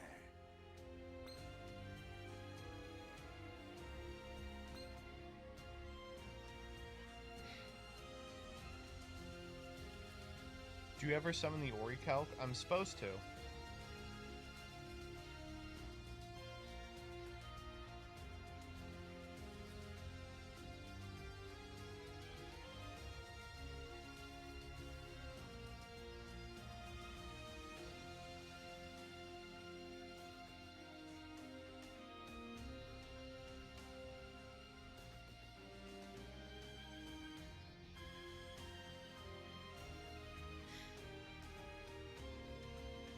No way the set is another egg. Definitely the set is like Minerva. I activate my What's monster's Minerva's effect. defense? 200? Yeah, we're gonna attack the set card with Orichalc and win. No shot they play 2 Dragon Spirit of White, right? I imagine that if they did, they wouldn't be spending this long thinking about it, right? Yeah, you're fine. I don't have anything here. Yeah, yeah. I end my All right, ready? Here we go. I draw. Perfect. That's the best draw in my deck. I set the pendulum scale. Oh my god. They have a Blue Eyes in hand, so they're going to get the prompt every single time. We're just going to have to sit through it.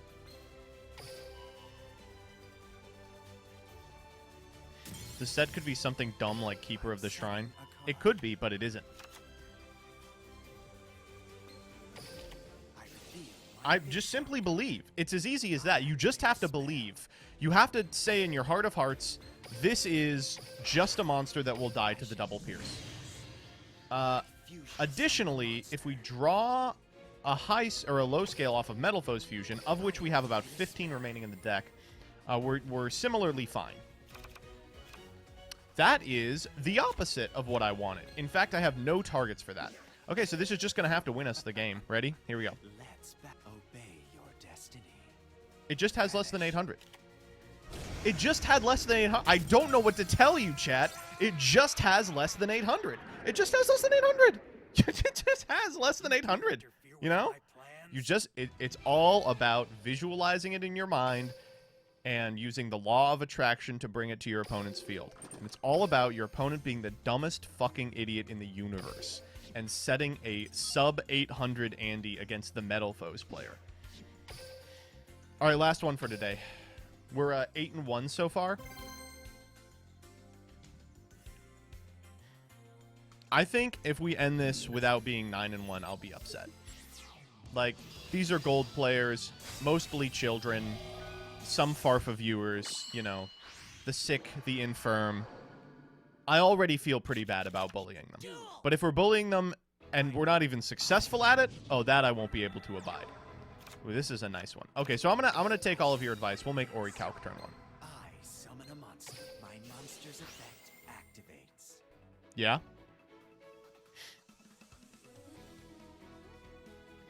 Uh-huh. You know, credit where it's due. Yuma's theme kind of slaps. It's kind of a big slapperoni. Do not tell me. All right. I'll take it.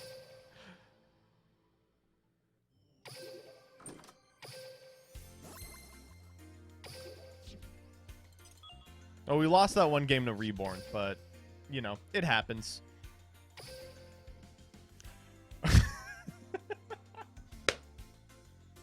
Okay, what is this? Come on. What is this?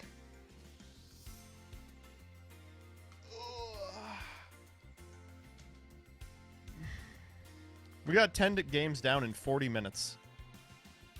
In Master Duel, that'd be 1 game. 1.5 if you're lucky.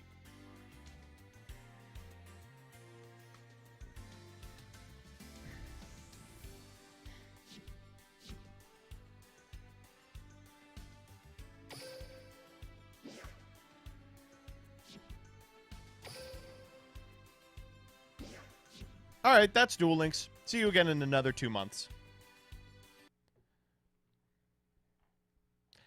I kind of want to do a run to Duel Links Legend. How hard could it be? Oh, Zara's YCS vlog went up 4 days before the next YCS. No, we don't gamble. Anyway, I'm excited. We're doing our first ICS. It's gonna be sick. Let's see if I'm in excited it. to overnight flight. Like, or something. Okay. He answered something. Okay, something remote duel. Okay, so he's top 32 some YCS. You know, like when to make the second doodle, and I did. I'm in it. Oh, me too. Oh, I'm not taking a picture. I'm sorry. No, thank you, sir. No, we're just. Are you guys ready for the YCS? No. Yeah, me either. I'm playing birds. I don't have to be ready. Wonder? No. Okay, cool. I hope I don't play you, because the one time you don't break is a time against me. That's what's gonna happen. What's up? Hi, how are you doing? That was me. Ahoy! I made it in. There's Hi, Douglas nice to Z. meet you. Hey, guys, this is Oh, Pleasure Patrol player. this is And what this I'm is hoping Pleasure made it in. Patrol. Is And then Zara and I kept running into each other at the event, and my vlog is not going up. But it's I would every time I'd be like, is that bounty duelist Zara Khan? And we would just like do this. now they're like. So we'll see. I want to see if that made it in.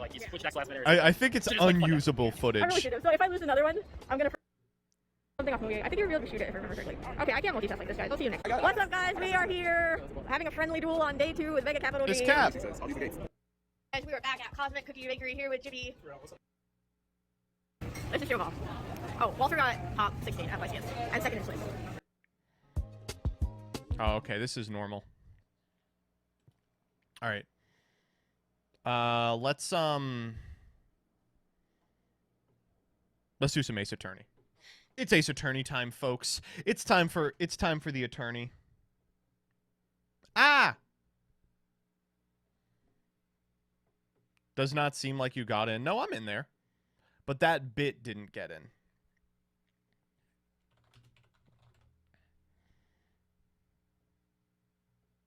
You have 2 streams left of this game. We'll see.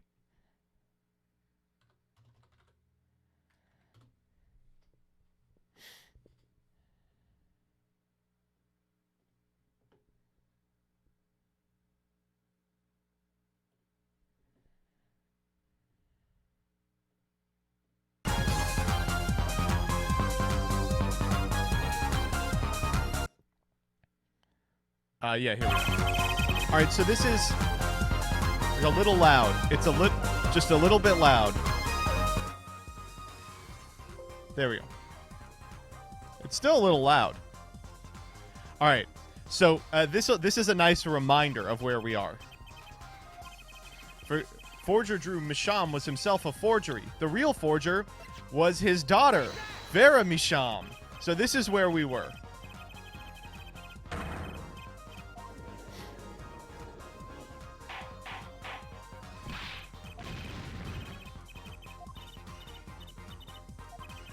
Let's consider it before you write it off entirely. If you look at the paintings in the studio, one fact okay, this is too far back.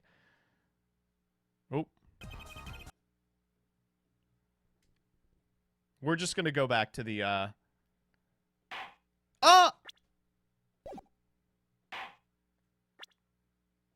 There we go. Here's where we are.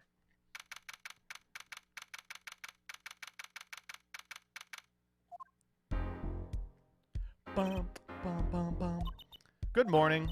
So, you're Vera, right? I'm Trucy. Trucy Wright. That's right with a W, but not right, right? We're on your side. You can tell us anything, please? Wait. This is at the start of the... What the fuck?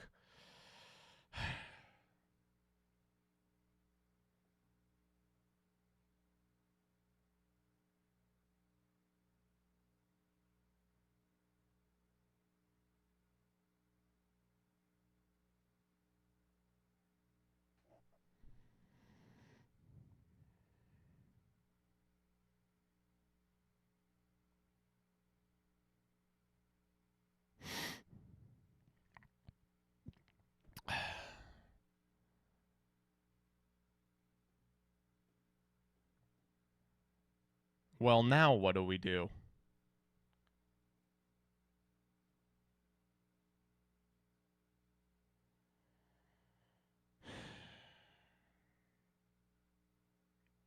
See what's in 2? 2 is from March 31st. Rewind? How do you rewind? Go to autosave.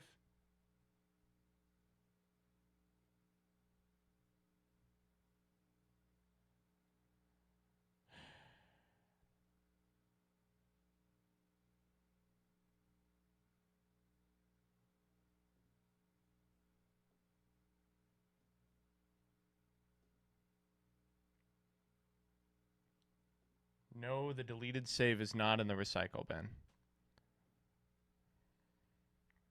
Where's the autosave? You mean in the actual game? This?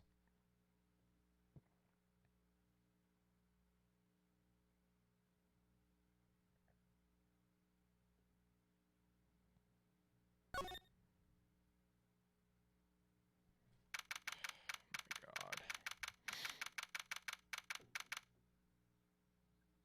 Alright, give me a sec.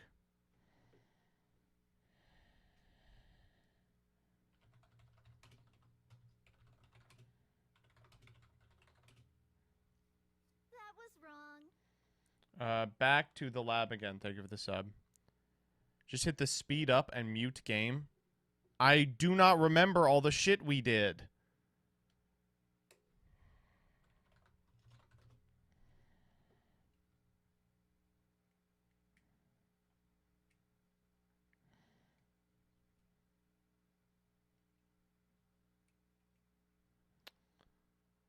It will take 15 minutes. I don't want to do that.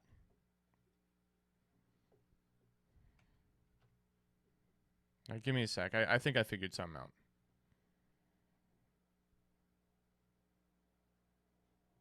Where do the states save?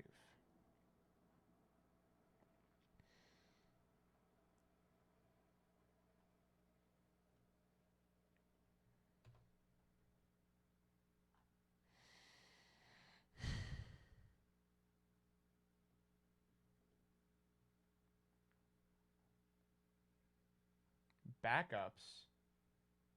Why do we have backups? What are these?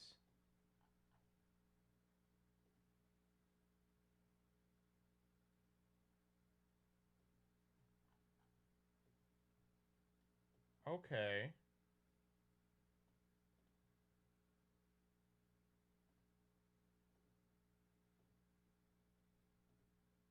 If we delete this and do this, what happens?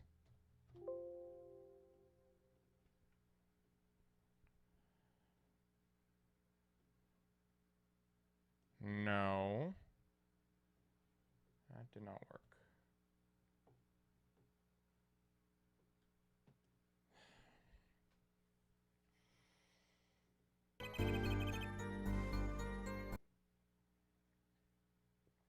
That's not it. Oh, maybe like this?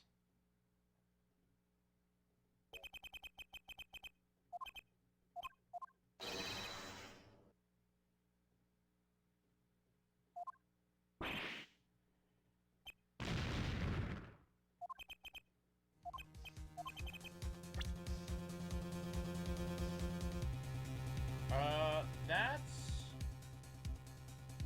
pretty close. That's pretty close. Okay.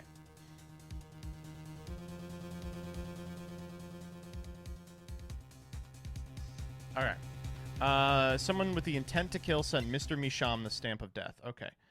Let's save this over and over again. What was the intent to kill? Sent the stamp of death? This. Yeah, okay. How do we speed it up?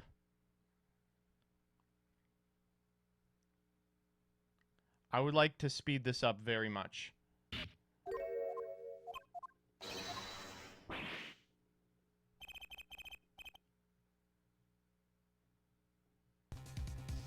Oh, is the red envelope? Yeah, yeah. Hotkeys? What are the hotkeys?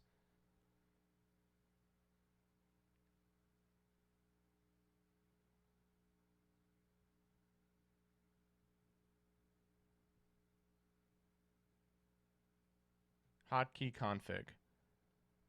Fast forward is tab. Okay, thank you.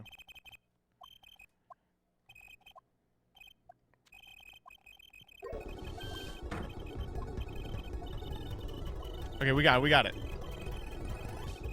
Yeah.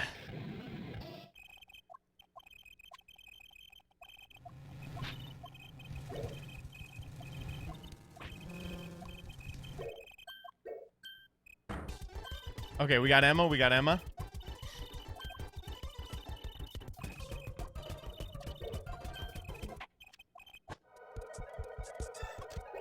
Oh, we're not this is we still have like a while to go here.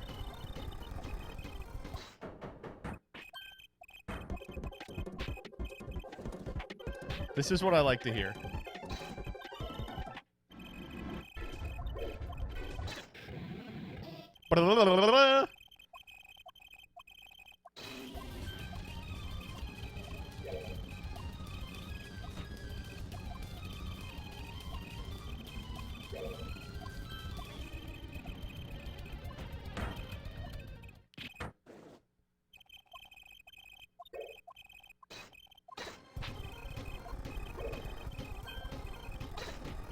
This sounds really good, actually. This is penis music? Yeah. Okay, we're just about done. Oh my god, I'm so mad about this.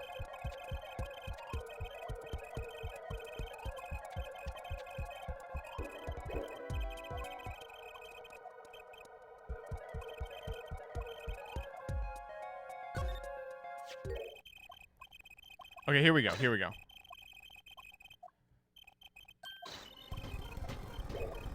Okay, here's where we were when we started the stream.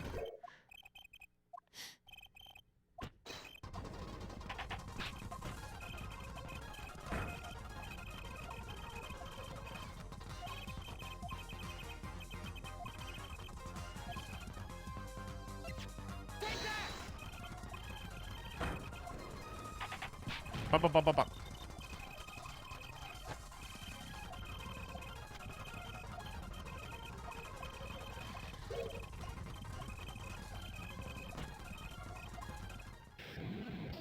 Ba-da-ba-da-ba-da-ba-da.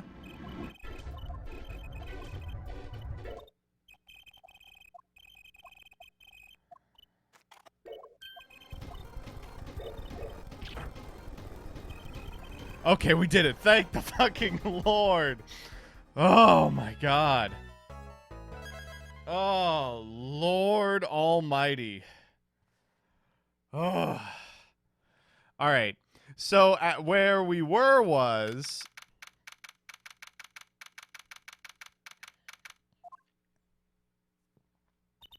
okay. So where does that leave us, Apollo? Well, the Drew Misham who was killed wasn't Drew Misham the Forger. Well, then who was he? Well, he was actually doing her nails. Keetrin132, thank you for the sub. So you really made those forgeries. She gonna draw? Yes.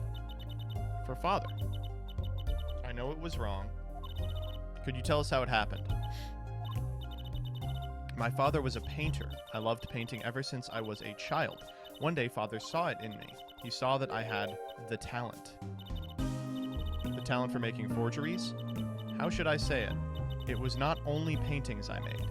Given the materials, I could make anything. Uh-oh. She forged, evidence.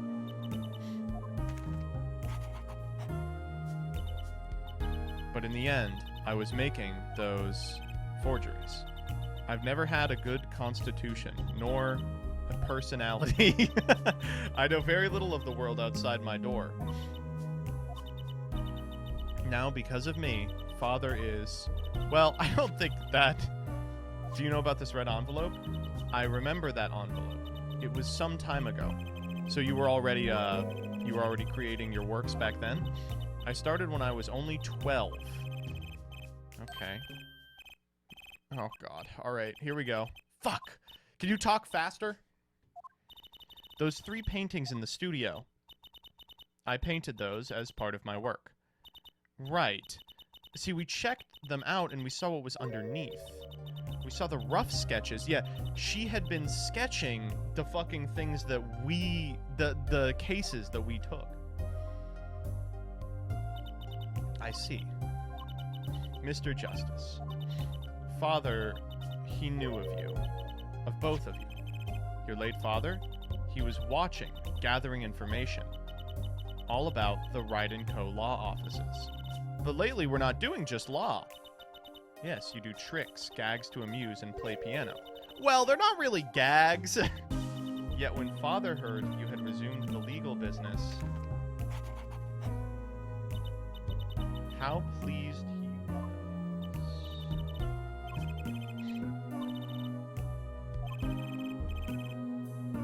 He's the guy who supplied Phoenix with the forged evidence, right?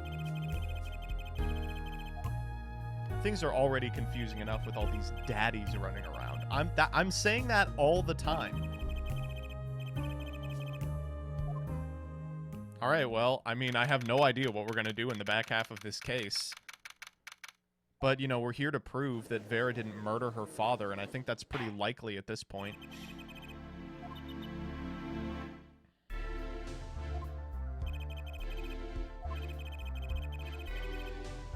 Well, she's going to be real easy to perceive. How did you set up this Drew Misham forger persona? Oh, boy.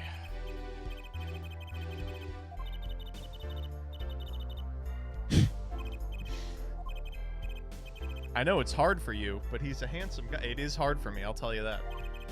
Did you really make those detestable forgeries? You fucking asshole! Perhaps you'd rather answer my question. Were you the one who painted the painting, the remarkably similar one? Yes. I painted it, yes. Father praised me quite highly for it. So she was the one who made the forgeries. Yet she did not wish to reveal the truth of their operations. The victim was a stand-in, a decoy. To the world at large, he was the forger, not her. I've done a bad thing. I have, haven't I? Well, yes, forging. We need a little more information about, for instance, this. You have seen this before, yeah? Yes. It was in the desk drawer. Oh, Christ. Oh, no. Okay. This is going to be some rough testimony. Okay, let's save the state. The red envelope. I created things and Father sold them. This envelope came after my first work. That was other than a painting. Father handled the deal, all of it. I received the stamp that was in that envelope. It was after that job that we moved to the current studio.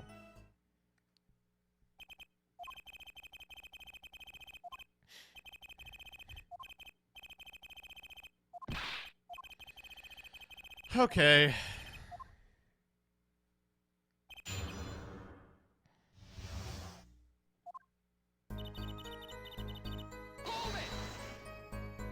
What do you mean by that? These things you were making. You mean paintings identical to other paintings, right? The closer they were, the happier Father was. I was happy too. Still, you're quite young now. When did you begin this work? My first painting sold when I was 12. Wow, Your Honor, she had no idea what she was doing was illegal. Easy there, little attorney. You're not here to defend her for the crime of forgery. Okay, all right, we'll deal with the forgery later.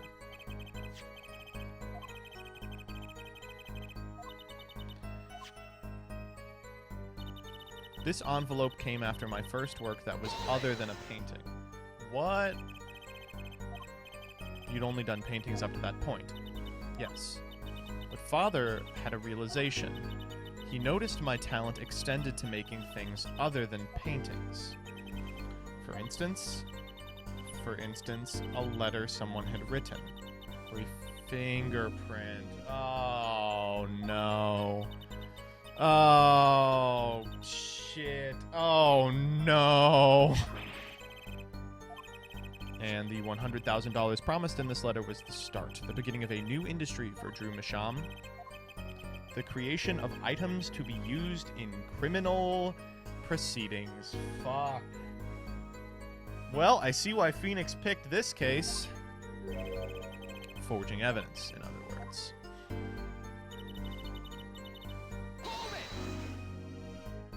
So you didn't know how the things you were making were being used? God, this is important. I enjoy painting very much.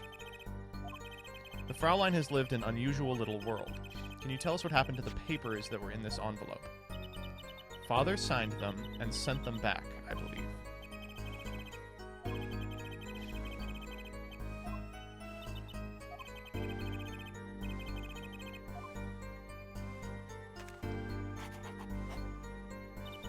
I received the stamp that was in the envelope. What do you mean you received it? Papa Thano, thank you for the sub. Did I do something wrong? You didn't use that stamp because it was dangerous, correct? Deadly poison on the back, at your planning. A moment, Hair Forehead. You can't force an answer upon the witness. Perhaps you would tell me, Fraulein Vera, why did you receive this stamp? Fuck. It was beautiful. It was a commemorative stamp. Yes, I think it was. So you didn't know about the... She literally framed it because it's a pretty picture. Oh, come on. No. So the trap failed by mistake, thanks to this commemorative stamp. Quite the close call. It was after that job that we moved to the current studio.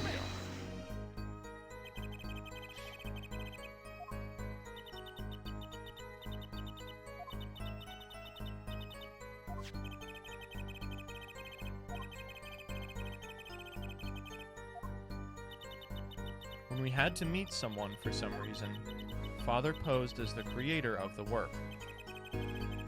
Okay. So Vera did the work, and he supplied the face. Alright, still with you. So you really didn't know anything, did you? You had no idea how much danger you were in. Oh, great! Apparently not. Perfect! That's great news! She didn't know what she was doing was illegal. She thought she was just doing nice little copies for her father. And she would have no reason to kill him, therefore, you know, why would she kill him? Great! Let's get out of court! We did it!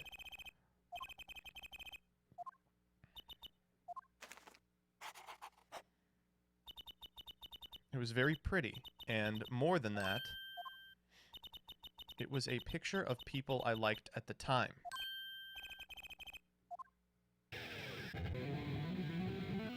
What is the guitar doing here? Apparently we've got some cross-examination yet ahead of us. Alright, let's see what we got.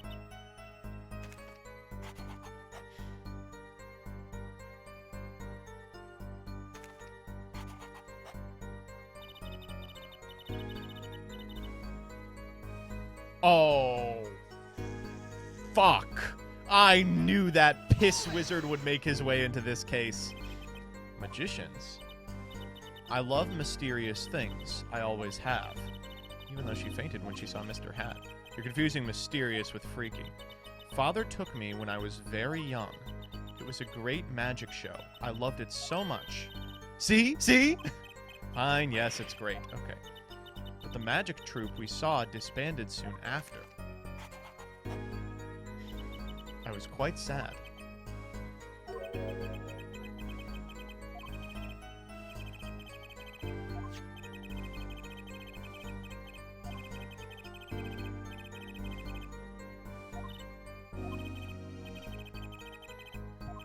A deadly weapon in a red envelope. The path it took to take Drew Masham's life. Created things and Father sold them. This envelope handled the deal. I received the stamp. It was after the removed. And this is the one that we have to look at. The stamp was a picture of my favorite magicians, so I kept it.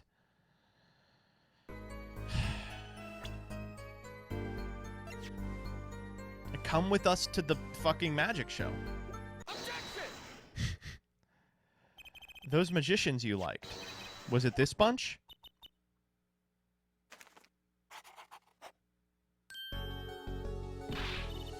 They're not a bunch. Still, I have to wonder, why include a commemorative stamp like that in a business letter? Good question. Pretty stamps are always better, and you can't beat Troop Grammarye. But the whole murder plan was a failure because of it. Ironic, don't you think? Prosecutor Gavin? What?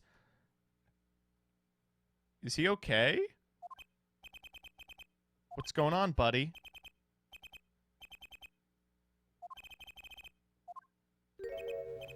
Might I ask just one question of this witness? In your testimony just now, you stated this was your first work that was other than a painting. Please, tell me, what exactly did you make? Can I ask why? No! Answer the question. Now. Eek. Okay. What is going on here? Yes, it is unbecoming of me. I apologize. But I must know. Please, Miss Misham, tell me. It was a book. A single page in a book. Book. Please be more specific. It was a handwritten book. Like a diary. What the fuck? Is he okay?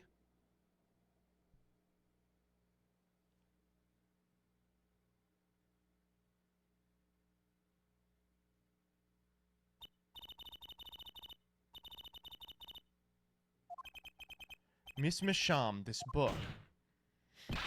Was there a picture of a silk hat on the back cover, yes or no? How did you know? Oh no. Gavin, what the fuck is going on? Stop badgering her. He's told you nothing, has he? Your soiled, sullied mentor. Nothing. No! We don't know shit! He never told you about the trial 7 years ago? About how he came to lose his attorney's badge? No, we don't know any of that! It was a piece of evidence that decided his fate. A certain diary. On the back it bore the mark of a silk hat. Okay? Phoenix Wright tossed out of the profession by false evidence, and the forger who made the evidence... Is this girl standing right in front of me? That's fine. He shouldn't have done it. Vera, you must tell us. The evidence you made was used in a trial 7 years ago. Who asked Drew Misham to forge the evidence? For all of our sakes.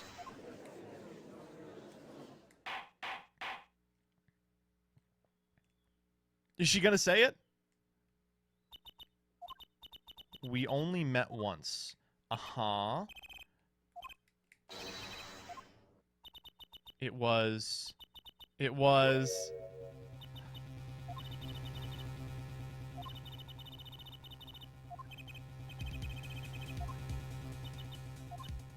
I remember clearly.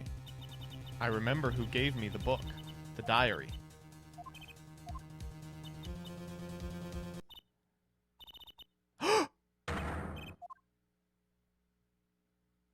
Oh no!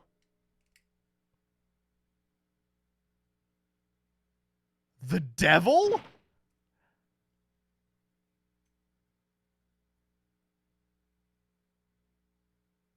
Oh no.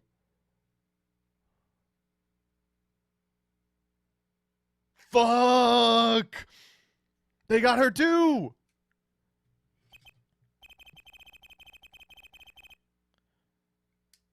Well, we did it. Vera Misham was, during the trial, poisoned by an unknown assailant.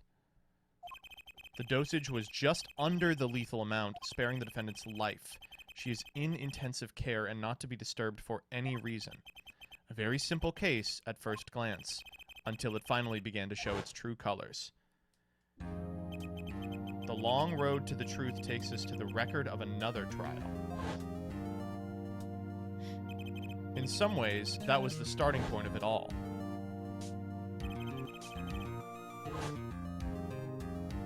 What? Wait, we have a second trial? Holy shit.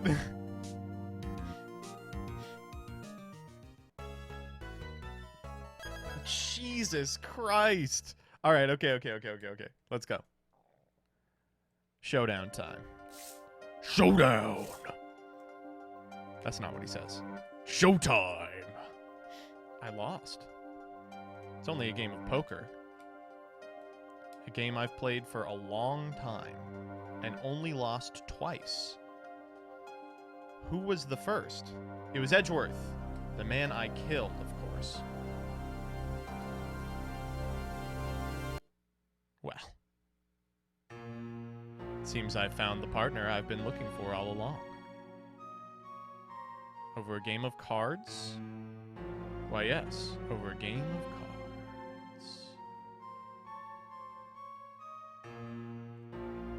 That was how we first met. 7 years ago.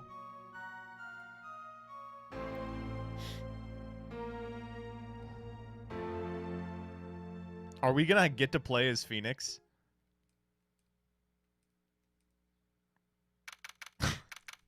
Oh, this is sick. Whew, okay. Been a long time since I felt like such a rookie. Gotta try and relax. Good morning, Mr. Enigmar. I'm sorry to have sprung this on you so suddenly. I received the files from your previous attorney only yesterday. Honestly, I'm not even sure I'm prepared. I understand I am asking the impossible of you. Yes, well, you haven't really told me what happened yet. All we did was play cards, and that was enough. Actually, it wasn't. Trucy! Morning, Daddy. I'm so glad you came. Aww. I am fine, as always. This old boy is here to help me. That's a young man to you. Good morning. That's a cute outfit you have on. Thanks. My first show's today, after all. Oh. What? Huh?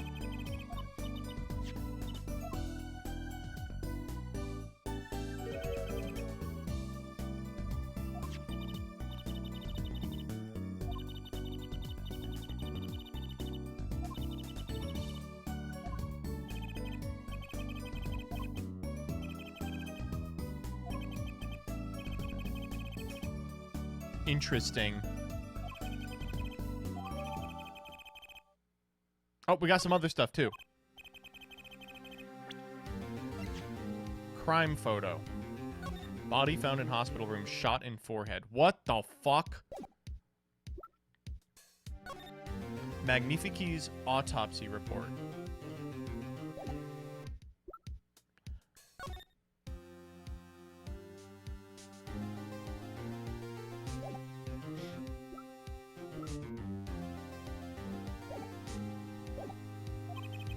But we'll get through it, somehow. Incidentally, the prosecutor today is a new guy. An easy win then, yes? They're calling him a true thoroughbred in the history of the prosecutor's office. Of course, there's one of those every year.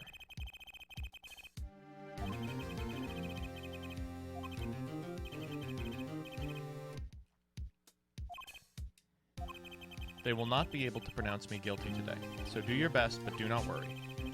That's strange. Do what I can.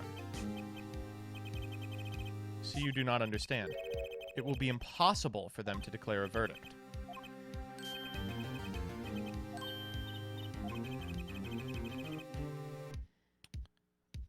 I don't like that.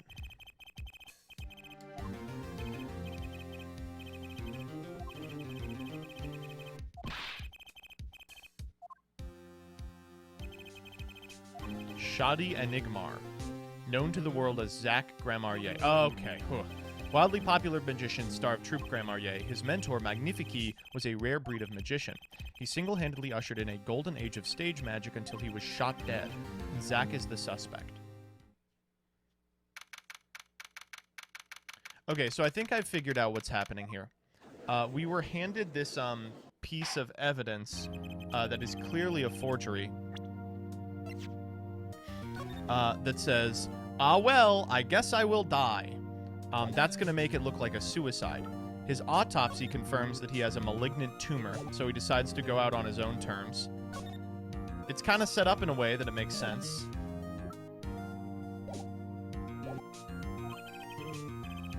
Huh. That's so neat. Is the prosecution ready? I was just thinking, is this what all the fuss is about? Bit of a buzzkill, really. Buzzkill. One of the worst. This is a trial, yeah? Where are the sweaty palms, the pounding hearts? A Gavinners concert has got 10 times the thrill this gig's got. He's already in the Gavinners. Who were you again? Clavier Gavin. I came to get the party started, legally, yeah. Gavin? Defense attorney Christoph Gavins. Ah, figures my bro's more famous in this part of town. Clavier Gavin, lead singer for the mega hit band The Gavinners. You're out of your league, rock boy. I know what you're thinking. You're out of your league, rock boy. Yes, that is it. Well, you got me. True, my debut single, 13 Years Hard Time for Love, went platinum overnight. But that's just a hobby to me compared to this, yeah? Talkative, aren't you? I like your affected Euro rock accent, by the way. I'm just getting warmed up. Hair attorney Wright. Alright, let's make it happen. At Chung, baby. Time to call in the opening act. What was his name again? Ah, yes. Detective Gumshoe. Yes! Let's go, baby. Oh. And you are? Hey, you were the one who called me up here, sir. Name's Dick Gumshoe. I'm a homicide detective down at the precinct. Detective Gumshoe. Long time no see. Hey, you. Huh? Today's the day, pal. Today I win and you lose. That is correct. I got confidence in my testimony, see? Oh, what, you normally lack it? Hair detective, this is my stage. Cut the antics. Huh? All this hey Ewing and such. And I could care less about your history together. Ugh. Alright, let's go. It happened 6 days back in a room at the General Hospital. The facts are as simple as they come. That's what they always say, baby. Here's the crime scene. The victim was a patient, asleep in a hospital bed. The killer comes in, puts a pistol to his forehead, and bam, lights out. Them's the facts. Those are... Okay, you know what? That is pretty simple.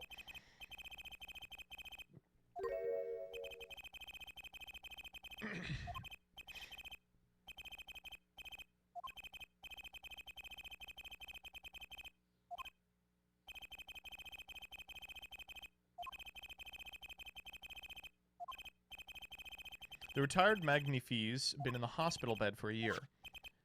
A mal-ignorant tutor. Oh, gumfuck.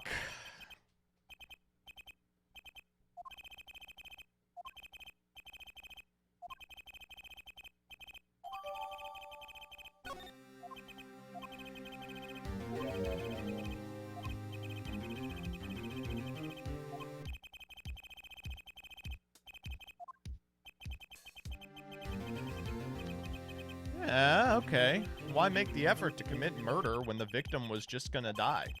Incidentally, the victim had a serious case of diabetes.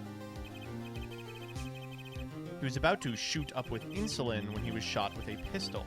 Syringe found at the crime scene, chronic diabetes, and cancer. As much as it pains me to say it, the victim was clearly at the end of his life. Okay. Why did the killer have to shoot this dying man? What reason could he have had? Very well, detective. Perhaps you can enlighten us as to the circumstances of the shooting. Yes, sir.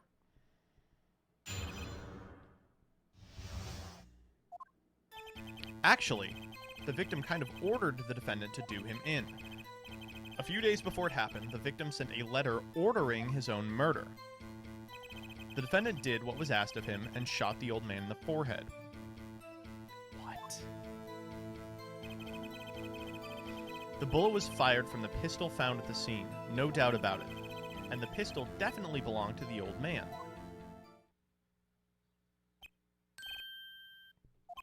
You're saying the victim ordered his own shooting? Those are the facts. I have here the letter in question.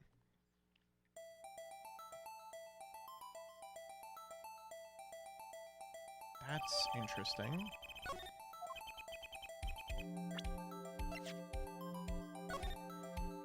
To my beloved student Zach, to you I entrust the task of lowering my life's curtain. Come on the 13th, 11:05 p.m., I will ready a gun with which you will shoot one shot square in the forehead. You cannot refuse, and we both know the reason why.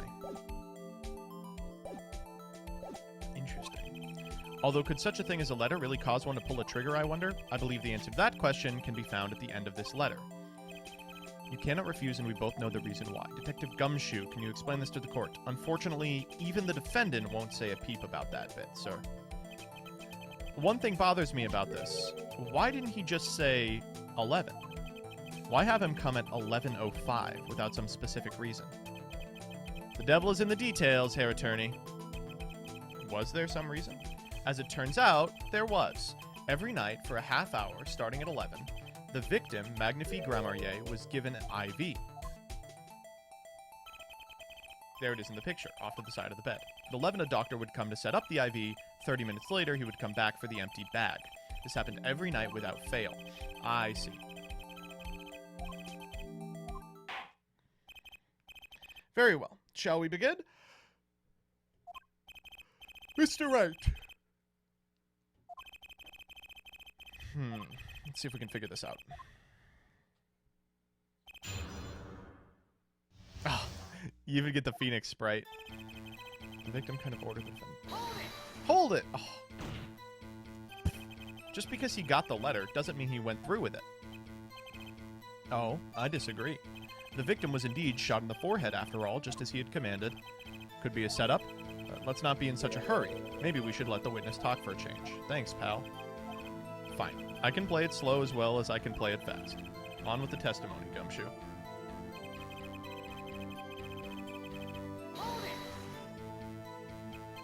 And this letter was sent by the victim?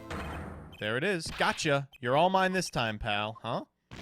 I had the handwriting checked out. Of course, it's the victim's. I see. What? But a letter ordering your own death? Things aren't what they used to be, I guess. I'm not sure this is exactly commonplace even now, Your Honor. So anyway, guess I'll keep going while I'm ahead. The defendant did what was asked of him and shot the old man in the forehead. How can you be so sure? Hey, you gotta learn to stop relying on people to do your thinking for you. Learn to think for yourself, okay? First, we got this letter. It says, shoot in the forehead loud and clear. I can see that, but I still wouldn't do it. Well, maybe you need to grow yourself a backbone, pal. Oh, my goodness. We've also found the defendant's pistol at the scene. Traces of gunpowder residue shows it has been fired recently. If only we had some sort of ballistic marking. Why not take the gun with you? So they're saying the defendant shot the victim in the forehead. I think there's a hole in the argument. Clearly, Mr. Enigmar shot something else. Looking at this photo, another possibility occurs to me. What does the letter tell us? That the defendant had one shot. Oh no, a reason he couldn't refuse. That's why the defendant popped him one in the forehead. No. The defense disagrees. You see, the defendant had another choice he could make. Oh? Oh, he's already pounding. What, and you can prove that with this photo? I can prove he had a choice, yes. The defendant might have fired like he was ordered, but he didn't shoot the victim's forehead. Well, let's hear what you're thinking, Mr. Wright. If he didn't shoot the victim's forehead, what did the defendant shoot? The fucking doll, right? The clown doll? Take a closer look. See? It's been shot in the forehead, too. There's a hole in its forehead. Yes, and a hole in the prosecution's claim. Ha! And I suppose you have a reason as to why he'd shoot the clown. Well, shooting people is bad. He didn't just shoot the doll, he shot the doll's forehead. Let's read the orders once more, shall we? You will shoot one shot square in the forehead. Which is exactly what he did. He shot the clown doll square in the forehead. This is strange. It's hair forehead. The defense has raised an intriguing possibility. The hole in the clown's forehead definitely looks like it was shot. Send someone to investigate the matter. I admit I'm impressed, but I expected nothing less. Still, this doesn't mean he didn't shoot the victim. He put one bullet in the gun. Perhaps he did have to shoot a forehead as ordered, but the letter says nothing about whose forehead.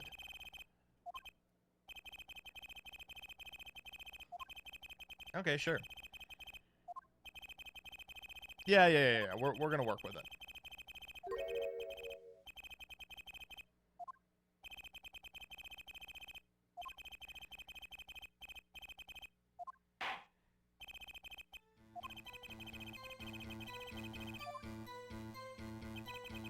So what if he shot the clown? He still shot the victim, pal.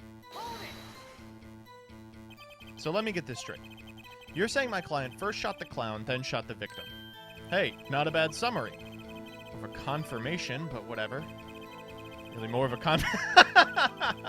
But our defense attorney seems pleased enough with himself. Oh my goodness.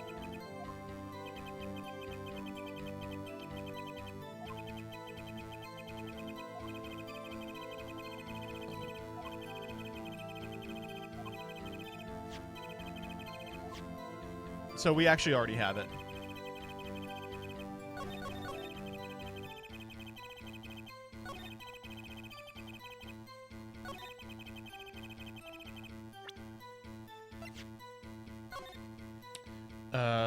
Which you will shoot one shot. Oh, do we actually have the gun? That would be nice. We don't. Oh, this isn't it?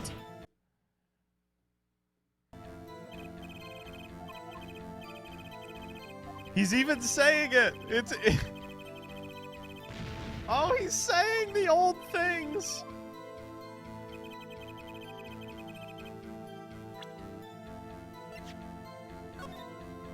Okay, well, that looks correct.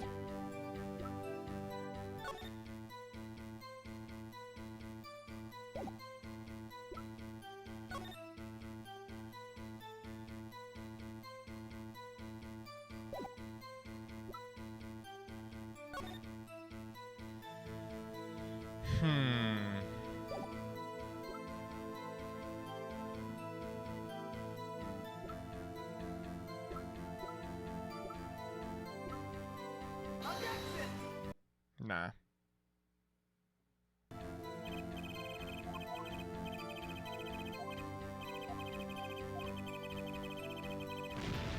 Well, this is strange. He still shot the victim. How do we know that? I just feel like...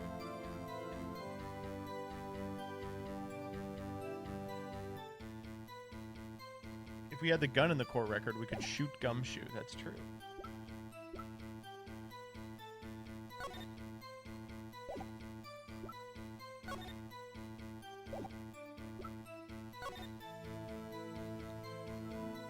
Ooh, we can check.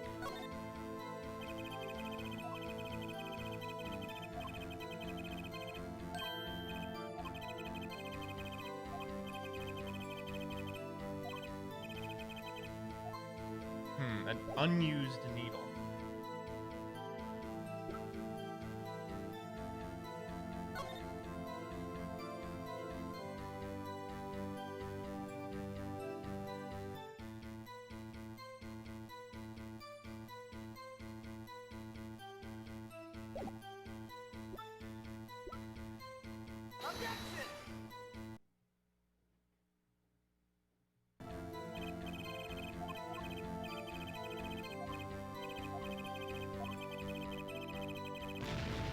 This is weird.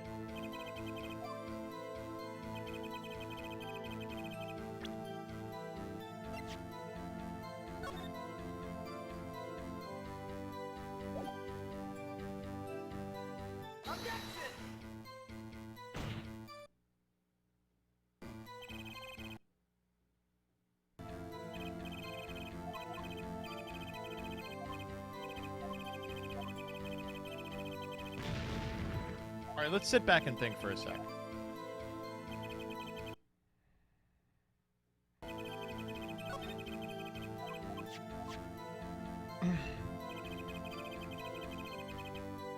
Yes. Yes. A few days before it happened, the victim sent a letter ordering his own murder. Yes. The defendant did what was asked of him and shot the old man in the forehead. Disagree. The bullet was fired from the pistol found at the scene, no doubt about it.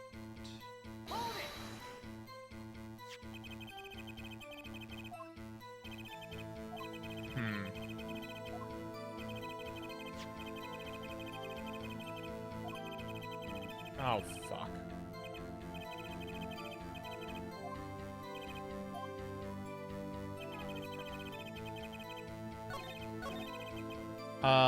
Hillsta97, think of the sub.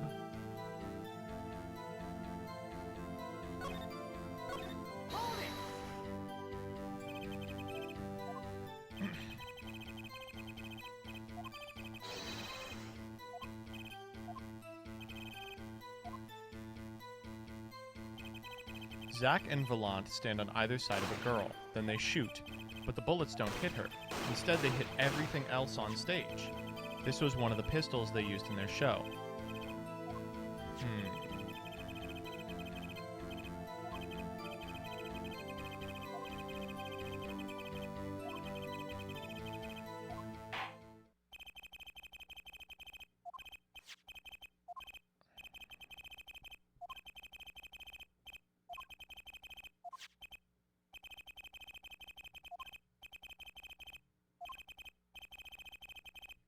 It can only hold one round. It can only hold one round. It can only hold one round. Oh, it can only hold one round. Well, you know, it can only hold one round. It can only hold the one round. You know, it can only hold the one round.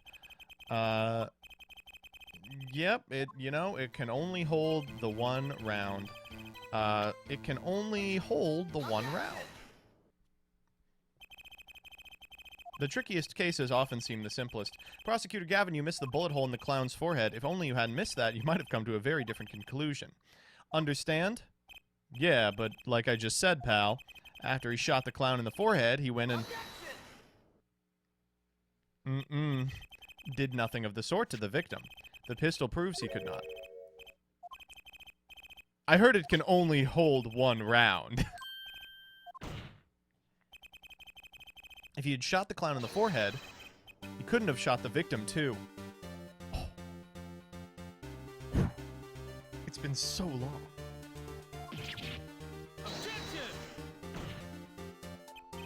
That's not a contradiction, not even close. All he had to do was reload the pistol after the first shot.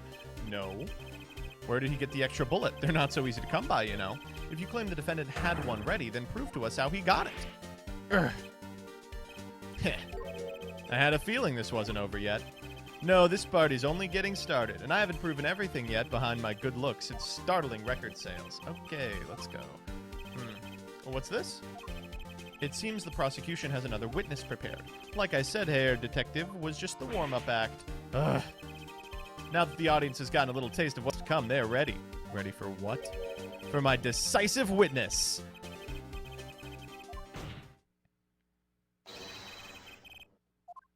We'll see.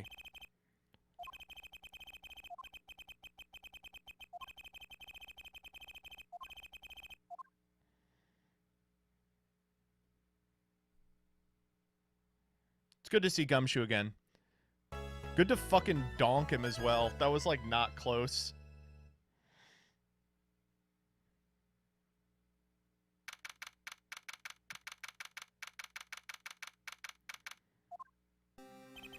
Very impressive, Mr. Wright. I have to say I expected nothing less.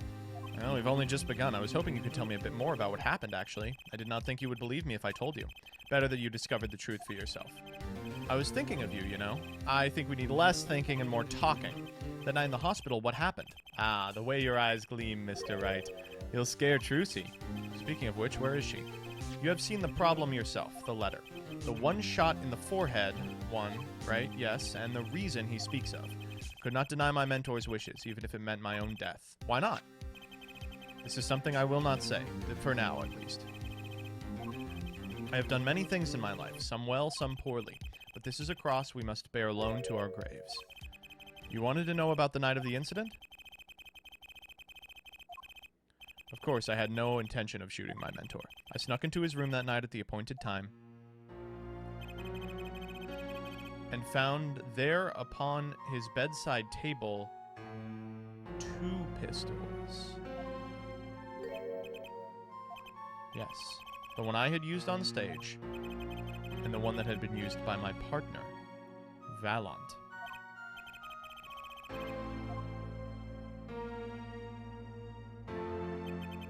My mentor had the look of one sleeping. I stood by his bedside, hearing only the light sound of his breathing. And I took the pistol into my hand. I cannot deny that my resolve faltered. Recall there was a reason I could not refuse his request. His last request, though not his first. So there were other requests you couldn't refuse. To be honest, I've not always been steadfast, and I fear I've brought pain upon Trucy. What? Yet, in the end, I did not shoot him. I turned and shot the clown. I took the pistol and I had fired and placed it in my pocket. I believe if you examine the bullet in the clown's head, you will find it to be different than the one in my mentor. The ballistic markings! Well, that is all I have to tell you.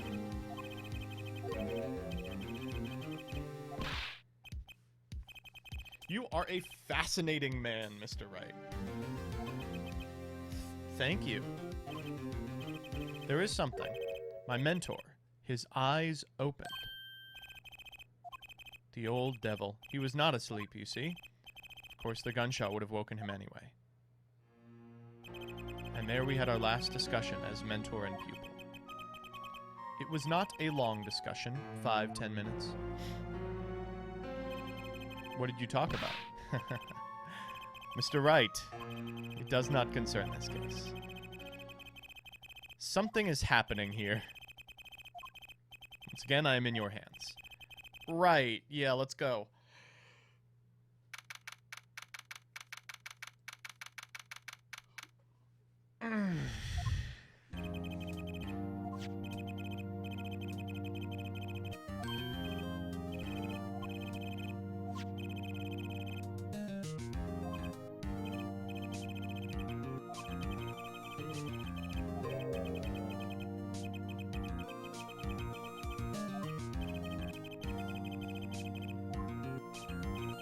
Is it gonna be fucking Piss Wizard?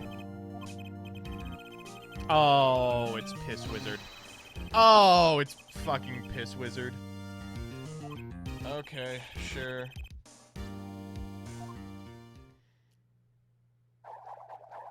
Ooh, he actually looks worse. Valant Gramarrier, magician. And you're the decisive witness, are you? You can prove your fellow student's guilt. Fate, the grand illusion, filled with traps and tricks. The shooting took place in that hospital after 11 o'clock at night. If you're a witness, does that mean you were there that late? If one were to deduce this logically, the conclusion is yes. Okay. I always get the characters, don't I? I have an interesting fact for you. You see, several days before the crime, my witness received this. Oh, no. That's the same letter. Or perhaps I should say, ta-da! Oh, God. Order, order, order. And what does it say? Surely not the same thing. To my beloved student Valant, to you I entrust the task of bearing my life's curtain from the 13th. 11:20, I will ready a gun which you will shoot one shot square in the forehead. You cannot refuse. We both know the reason why. Court accepts this into evidence. This is unusual. What was your troop up to? By which you mean? I'm just having trouble envisioning a man who would ask his students to kill him, both of them. It's my opinion, Herr Judge, but from these letters, I'd say he was coercing them, not asking them. We walked the magician's path together, and so doing shared much of our lives. When people are so close, there is a strain, a warping of relations, you might say. This has nothing to do with the case at hand.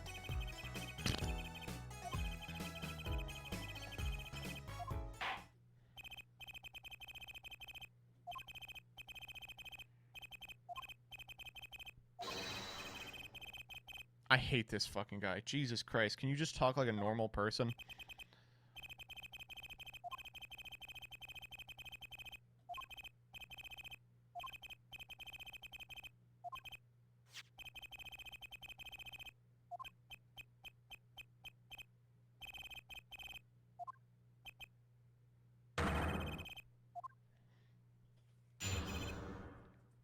Okay.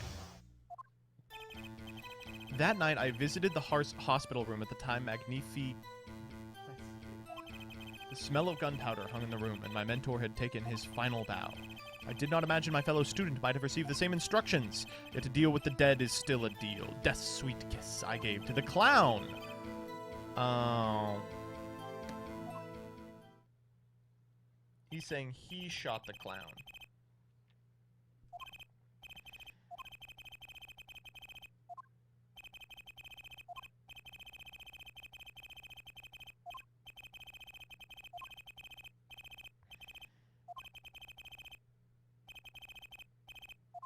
All right. Let's try it.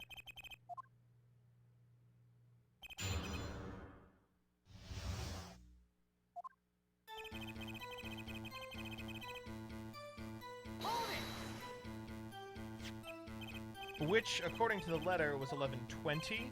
Indeed. In magic, timing is everything. Right. Consider the illusion of teleportation. If I were to appear on stage before my stunt double has left, how would that work? Why, it would reveal the very secrets of my magic.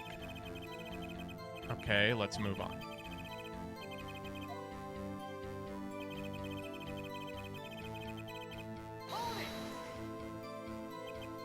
So, you weren't worried for your own safety at all? You smelled gunpowder? What if the shooter was still nearby? Whoa. I did not consider this, to be honest. It is forbidden for a magician to have a good imagination. Really? How about this? You were the shooter, which is why you weren't afraid. Now, you are the one imagining.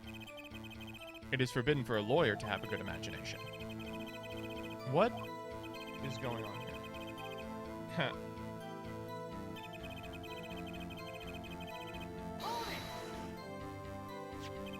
Which brings us back to this reason neither of you could refuse. So it does, and my partner, he did not refuse. But Magnifi wrote the same thing to you. Why could you refuse if Zack couldn't? Because I have a will of steel, and also because he was dead. I also do this trick where I bend steel bars, so perhaps steel isn't also strong.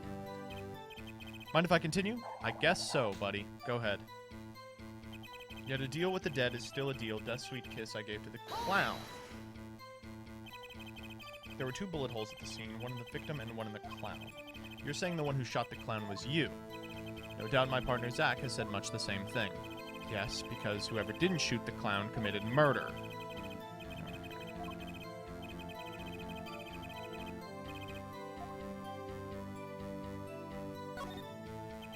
How many pistols were there when you entered the room? By which you mean what precisely? 2 pistols were used in the Zack and Volant quick draw shoot-'em, correct? One for each of you. You are well informed, yet only one of my old friends sat in the hospital room that night.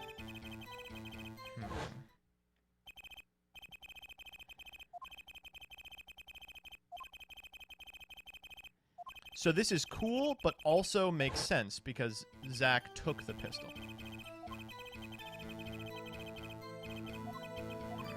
So you picked up that pistol and fired it. Indeed I did. Alakazam. Alakazing. Alakaboom. Yeah, sure.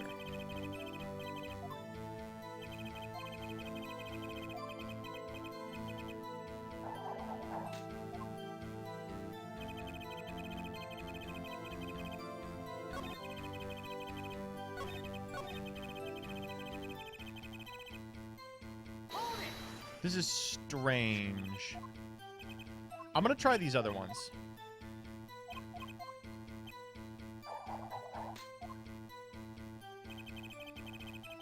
Oh, I guess I don't need to because I have already got it correct. Okay. So you took the only pistol there and fired it. That's correct. And that pistol was this one, which was left at the crime scene. Good show. I see you too are a magician of sorts. And you're an idiot of sorts. Do you have any idea what you just said? Well, we have an understanding that I see the fire in your eyes as you glare at the witness. So how about heating up this trial a bit? These slow ballads bore me. Fine, fine, fine.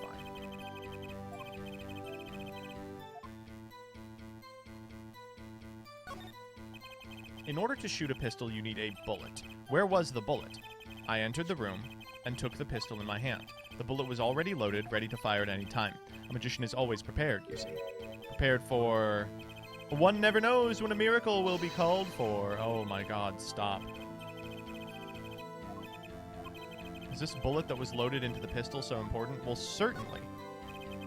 Without a loaded bullet, we wouldn't have murder. It's very important, Your Honor.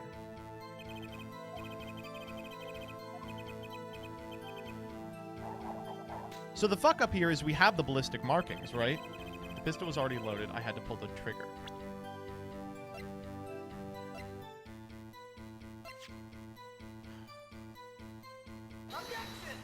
Wait, how is this not it? What? How is this not it? This is so good!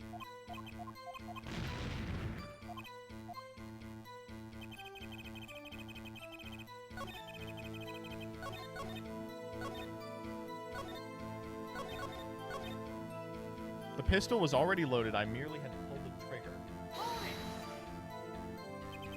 And the pistol was already loaded. Something doesn't make sense. Why weren't the victim's fingerprints on it? We all wear gloves.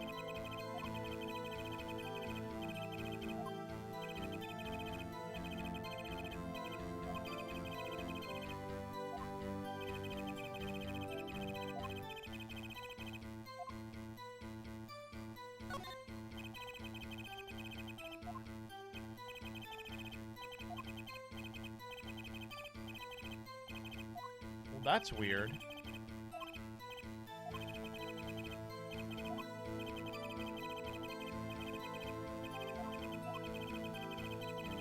I guess it is. I don't know where I'm going with this.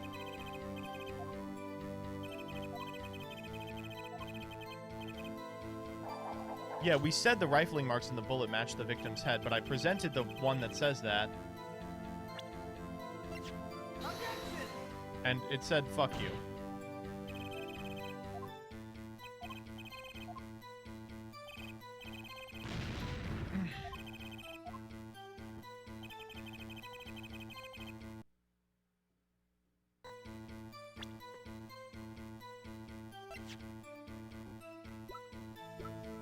I guess we can go to the...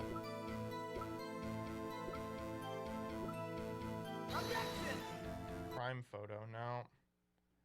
Okay, now I'm lost. I took up the pistol from the small table and shot the clown. Why did you do that?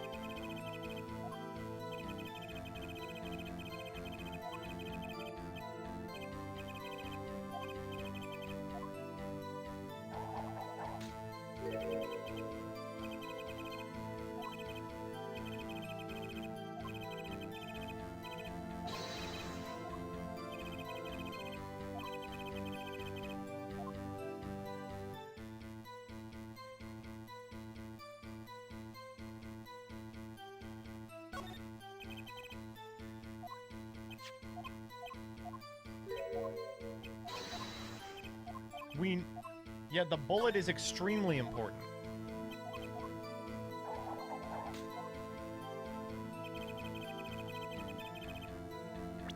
See, we know... Look.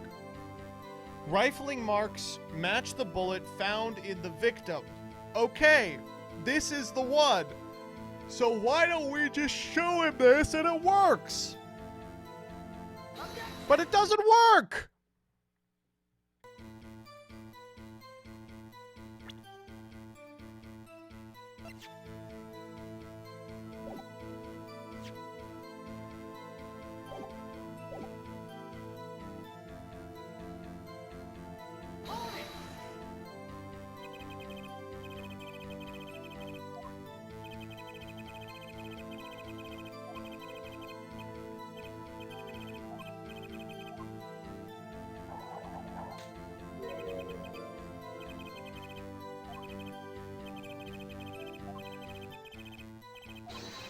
I'm losing my mind.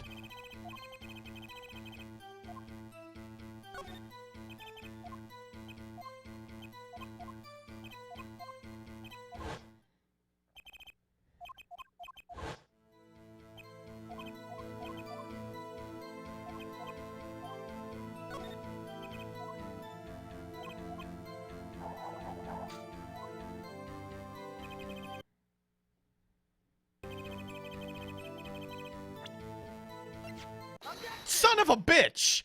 I'm going to lose my mind. When he entered the room, there were 2 pistols on that table. One of those pistols he used to shoot the clown in the forehead, then he left with it in his pocket. Of course, this is what he would say. Unlike the hapless clown, we must assume our defendant has some brains in his head. Well, what about what Mr. Volant has told us? There's something about his testimony that doesn't make sense. What might that be? I told you, I took the pistol that was there and shot the clown. Ah, but we have. That's your story, at least. But the rifling marks tell a very different story, Mr. Volant. Recall what Prosecutor Gavin told us.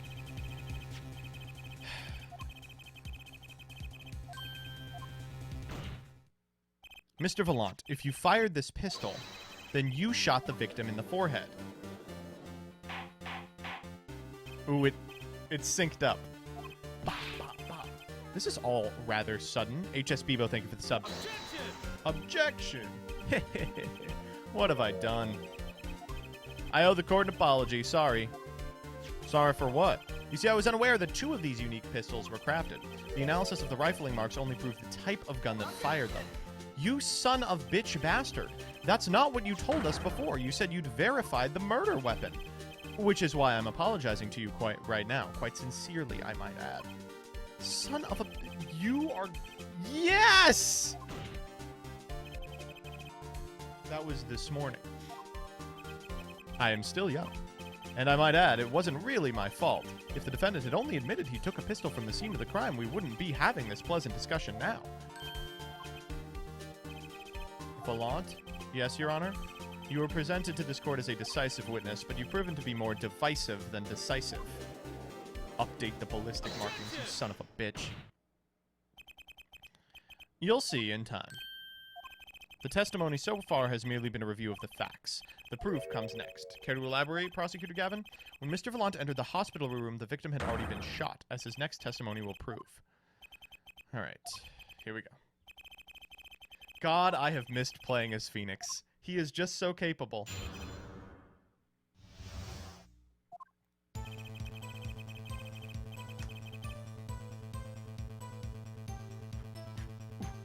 I arrived at the hospital room at the appointed time, which is to say 11:20. After discovering the body, I fulfilled my obligation, then called in the doctor.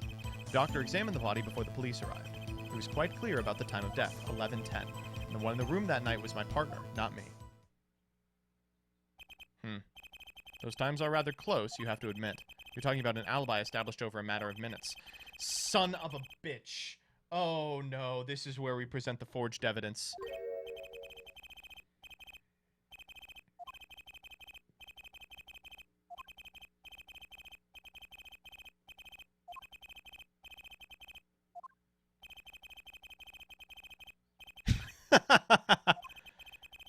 Magic is a world of utmost precision. Hocus pocus requires admirable focus. And in the time of death determined by the doctor, there is an incontrovertible truth.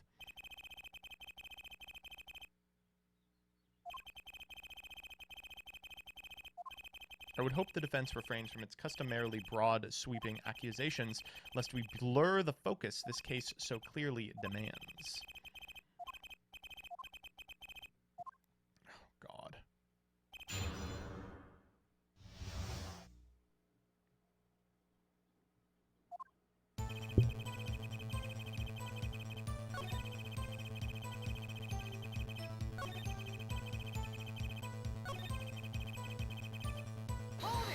Damn it.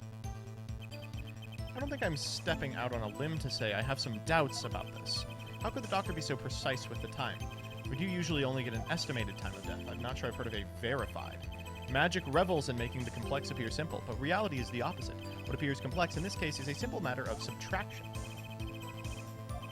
The point here is the IV the victim was taking. It's quite visible in the photograph of the scene. Recall what we heard earlier.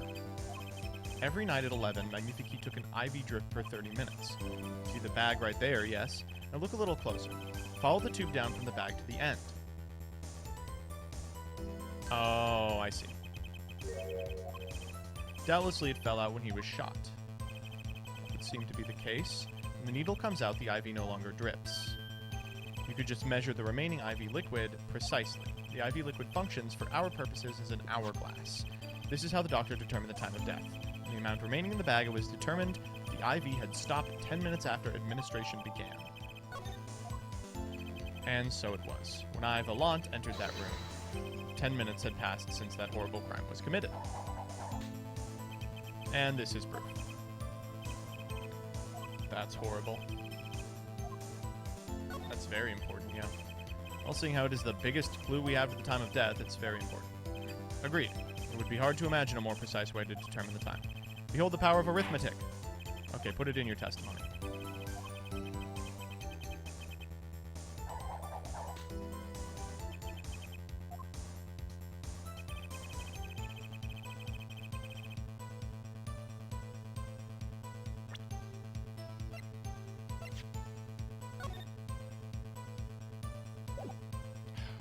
This forged evidence is really good, too. It's really good.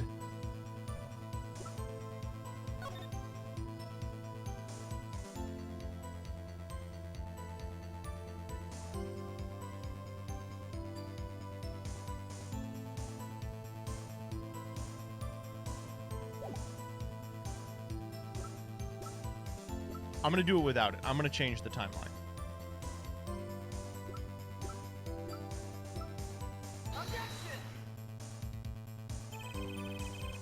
Damn it.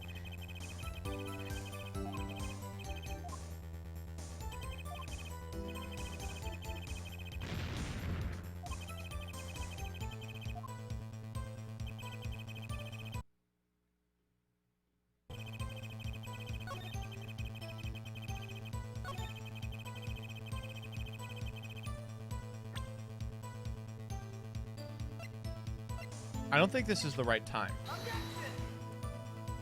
Yeah.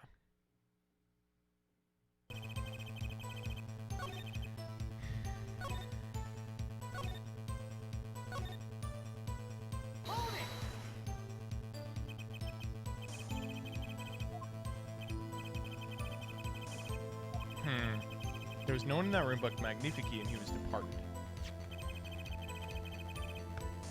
I have here defendant Zach Guamarier's sworn deposition. I snuck into his room at the appointed time. It was 10 minutes before I left the room, and the victim was still alive.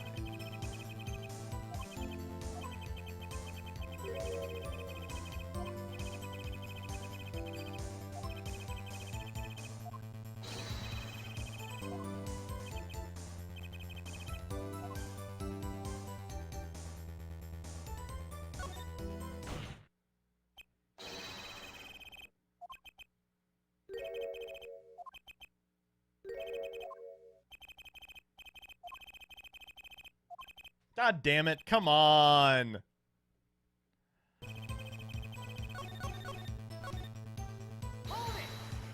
Baited. Legitimate baited.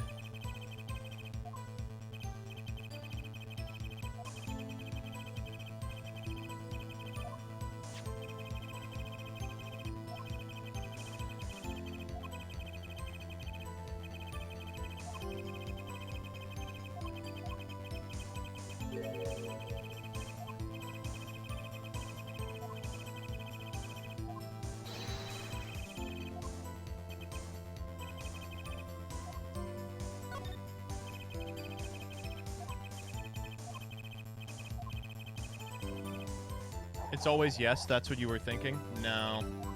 It's been not yes previously. But there is an issue with that testimony, which is, do we know that these letters went to the right people? Yes, we do, because they say to my beloved Zach. Okay, well, if I had known that, I would have said no. You walk in on a murder, and the first thing you do is shoot the clown. The disciple does what the disciple must. My mentor's request, without reason, had called a surfeit of sorrow. For what would I, Valant, be now without him? May the soul of Magnifici the Great find greater peace above. This I muttered to myself as I pulled the lonely trigger. In any case, this is nothing more than a walking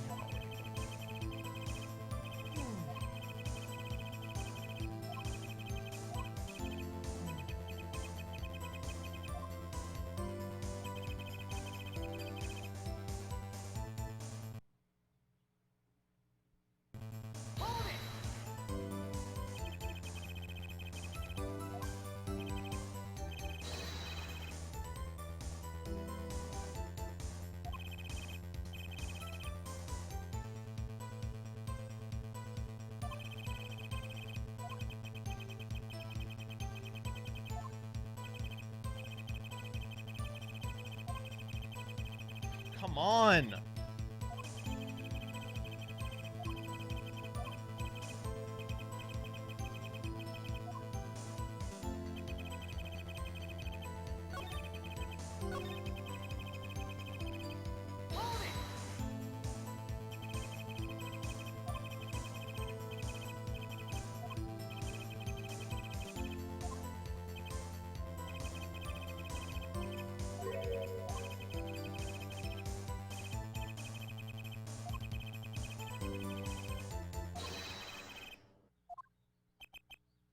What?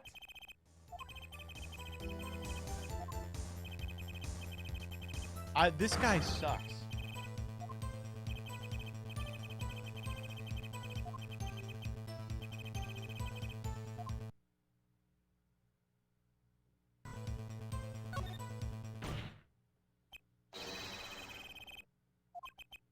It's the same thing. Come on.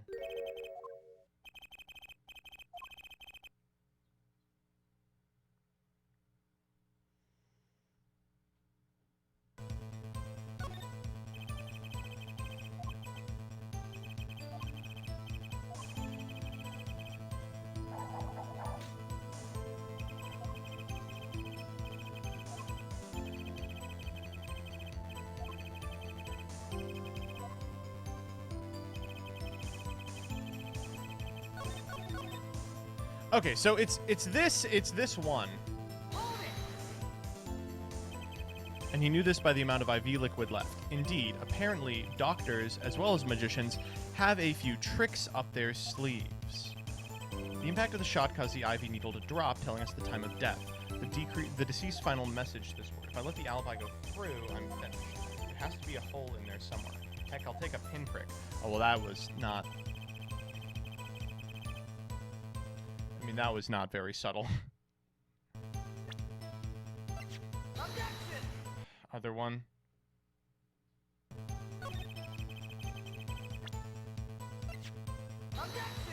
Okay, shit.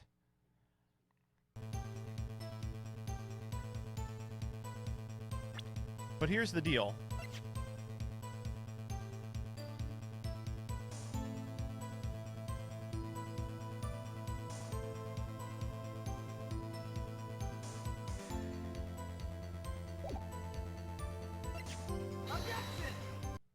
I'm trying to say that he wasn't using the IV.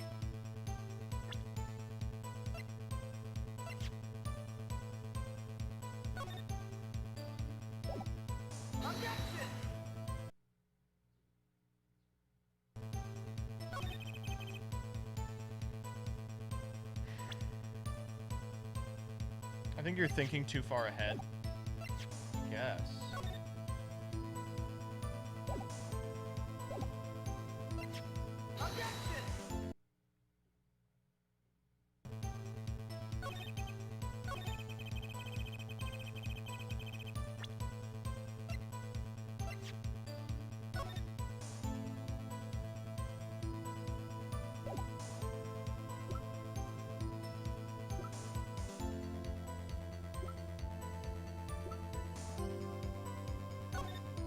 No signs of use.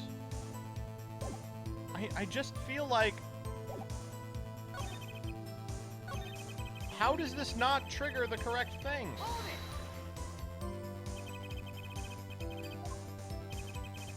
Son of a bitch! You have to press him twice on this! You are fucking with me!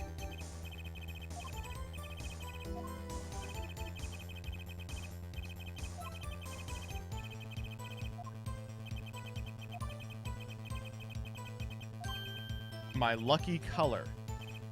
Indeed. Piss.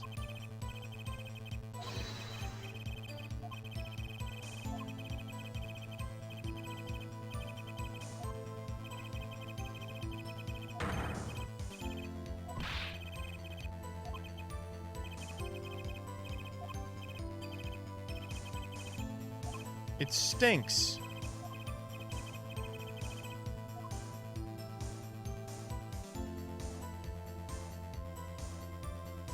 Yeah, why not?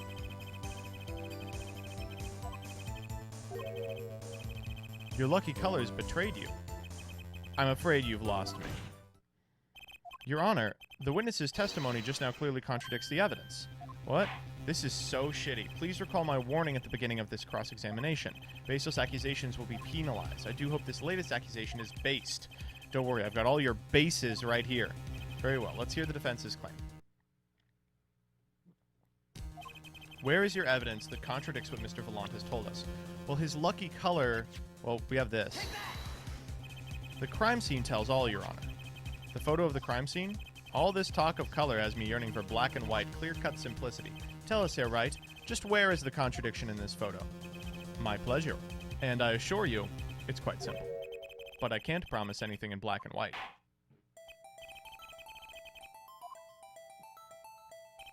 What in this photo contradicts the witness's testimony?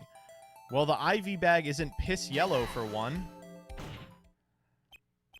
Volant Gramarrier, let's get one thing straight about your lucky color. It's yellow, yes. That kind of takes the mystery out of it, but yes. Something wrong with yellow, Mr. Wright? Yeah. The IV is not yellow. Which means that Volant switched out the IV! Confusion, doubt. Tell us, what do your elderly eyes spy?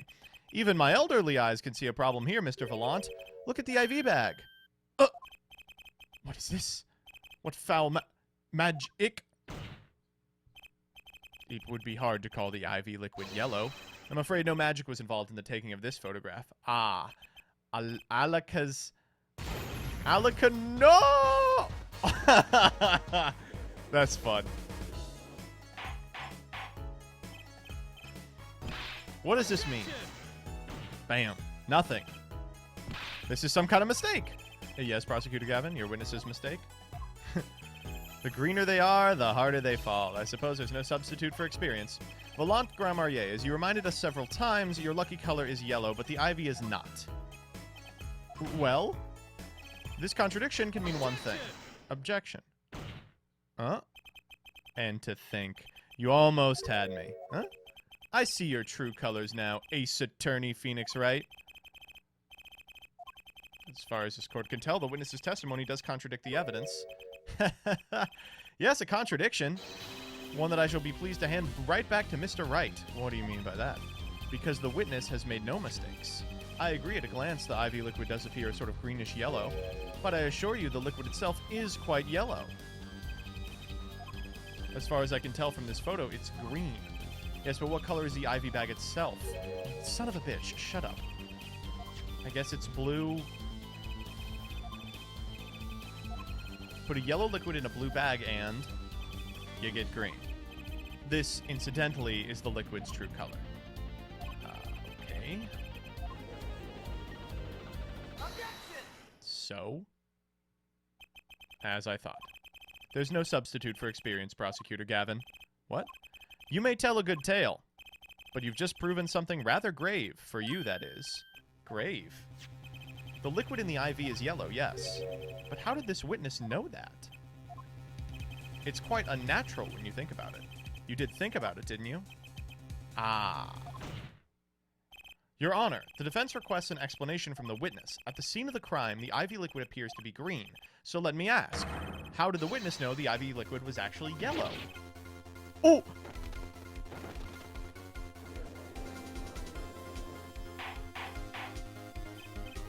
Order, order, order. Mr. Wright, you will explain this at once. He knew the color of the IV liquid, so I'm sure it means something, but what? I can think of only one possibility, Your Honor. The witness, Volant Gramarrier, has testified the IV liquid was yellow because he'd seen it before. The witness knew that the IV liquid was yellow. Why? Because he'd seen it before, but not inside the blue bag we see the photo. He saw the liquid by itself in a clear, colorless bag. I suppose he would have too? Ask yourself, why would he know if he didn't work at a hospital? That's where you'll find your meaning, Your Honor. I'm afraid I find nothing. So what if he knew the IV liquid's color? Leave the getting excited over absolutely nothing to our teeny bopper fans, yeah? You stupid slut. The IV liquid is the only evidence proving the time of death. A 30-minute hourglass with 20 minutes worth of sand remaining. Your claim, Prosecutor Gavin. I remember it well. However, there's a critical difference between an hourglass and an IV bag. An hourglass uses sand and an IV bag uses liquid. I'm right, right? No. No.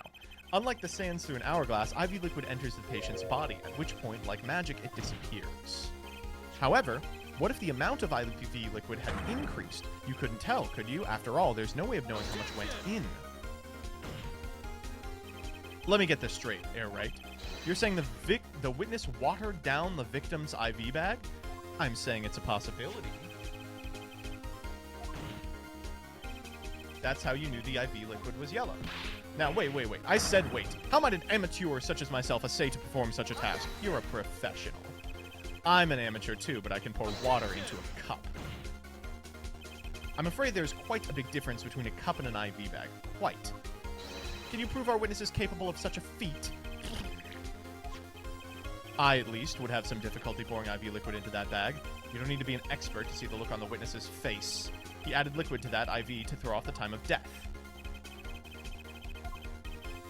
Oh no. I do have evidence. Valiant Grammarier, I'm afraid your magic won't serve you well in a life of crime. Might I ask what you're strongly suggesting? Magic relies on props, and props become evidence. Our witness was certainly able to increase the amount of IV liquid in the bag. All he had to do was work a little magic, and the prop was... the victim's syringe? It's the perfect prop for the magically increasing IV trick, and easy enough for an amateur to use. What kind of evidence is that? The syringe was clean, not a trace of liquid in it. And don't you find that odd, Prosecutor Gavin? The victim had the syringe to administer his insulin shots. There should have been traces of insulin left inside. Well, Valant Grammarier, as you pointed out yourself, the IV liquid makes the perfect clock, one that you could manipulate at will. Alaka Zag! I like this a lot.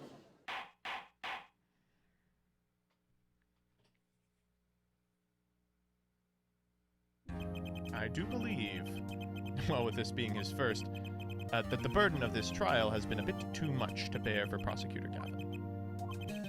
I'm afraid that while there is a doubt as to the amount of IV liquid in the bag, the time of death cannot be proven.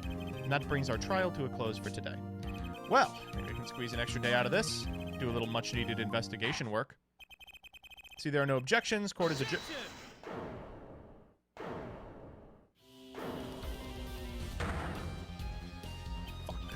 Fuck.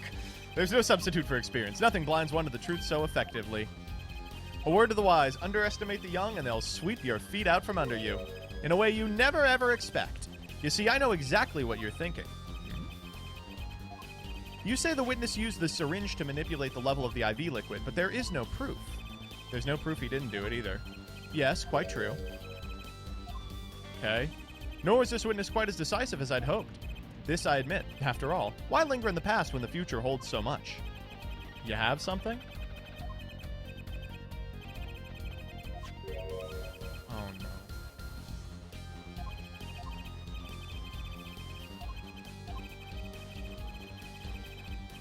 Oh no.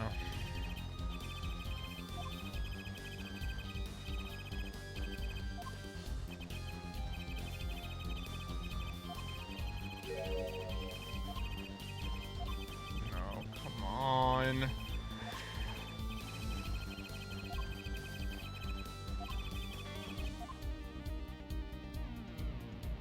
Today's IV is in, maybe the last, so the rest of them, the first should come soon. The journal may end here or it may go on, but not long. That depends on his hand. All that's left is mine to lay down the pen. Read the very last part with particular care. This journal may end here or it may go on, but not long. That depends on his hand. Of course, his, he refers to our defendant, Zach Grammarier. Yes, technically. Hello. How are you?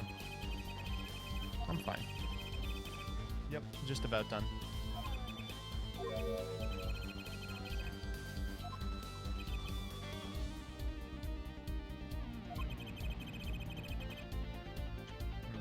I see the defense understands the meaning of this. The victim's diary does not go on. It ends. Because Magnifique's life was brought to an end by his defendant, Zach Grammarier.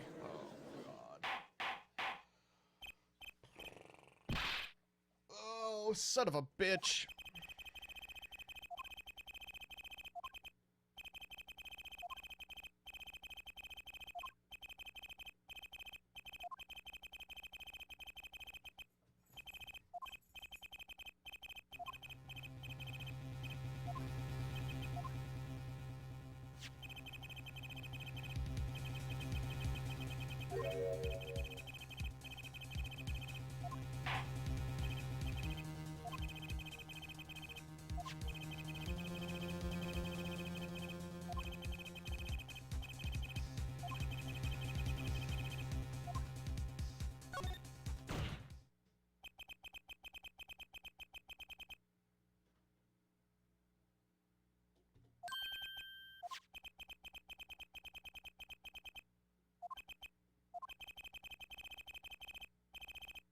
Oh no, come on.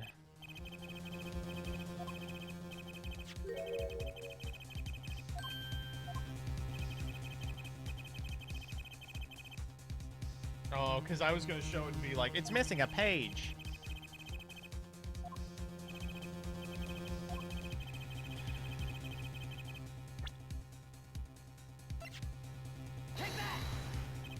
First, take a close look at the diary. Note that a page has clearly been ripped out. Oh, God. As it just so happens, I have here what I believe to be the missing page. Looking at this page, it's hard to imagine the first visitor that night shot Magnifique Gramarye. That's the defense's position.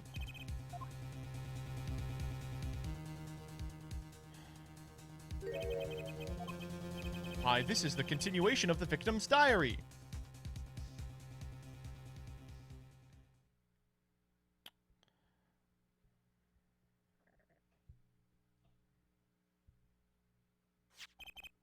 Note the torn edge of the page. It's a perfect match.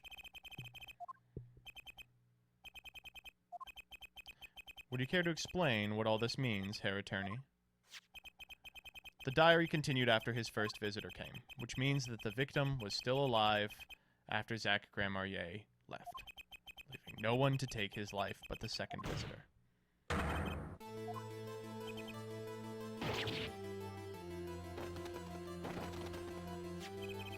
Handwriting, too, matches that on the other pages. This is without a doubt the genuine article. Son of a bitch, come on. But why would Gavin be pissed off about it? That's impossible. The old man couldn't have written that.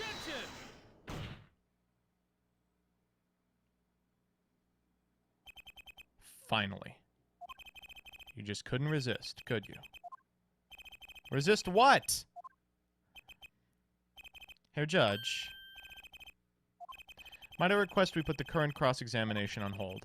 The prosecution would like to call a new witness. I ask only to put it on hold, please. 5 minutes. I promise, Your Honor. I guess...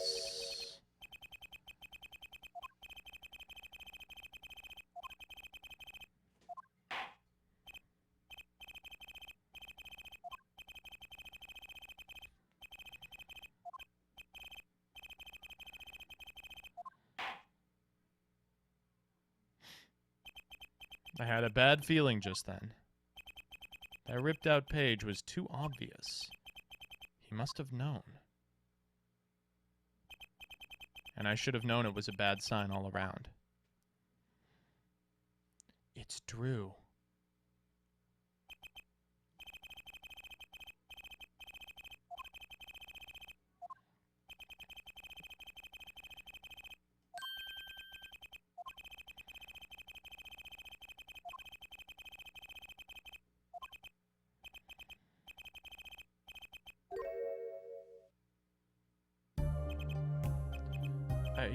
Yes, sir. State your name and occupation for the record. My name's Drew Misham. I'm a painter. And you are related to the case? Well, not per se. I have one question for the witness. Mr. Misham, was it? Do you know what this is? Oh. Yes, I know it well. Have you seen this diary somewhere before? Yeah. I mean, I made it. You made it? Yes, you might call it one of my works. The regional prosecutor's office received a tip-off yesterday. Illegal evidence has been prepared for the trial of Zach Gramarye. I initiated an investigation and found this witness. A painter to the world at large, Drew Misham has another side, you might say. He is skilled in making perfect reproductions of certain things. Forgeries, in other words. Well... So we are to understand that this page here is a fake, prepared by a certain defense attorney. Whoa, this was handed to me. Objection! Ah, the attorney speaks. Something about this page, I presume, but what is he saying? It makes no sense. It was you who presented the evidence to us, Phoenix Wright. Mr. Misham, who requested this forgery? Who was your client? That's... I don't know. What? Most of my clients prefer to remain anonymous, even to me. I make the items they want and receive my payment. That's the extent of my contact with them. But there's no proof this is a fake. It's a fake. Huh? To avoid just this sort of problem, I always put a special mark on my works. I can say without a doubt, this is mine.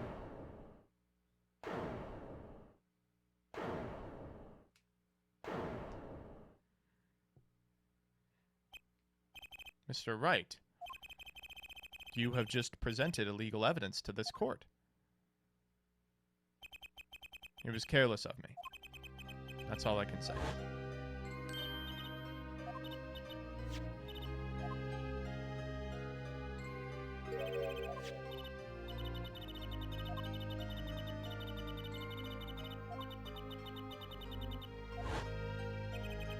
It was all a trap.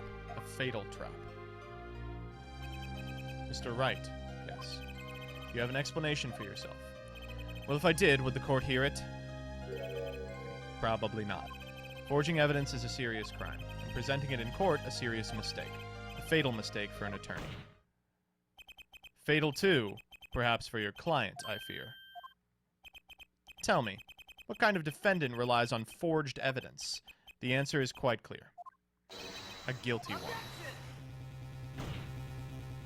Your Honor, wait. I understand that presenting forged evidence in court is a serious crime, but you cannot hold my client responsible for actions I undertook as an individual. I am sorry, Mr. Wright. Your Honor.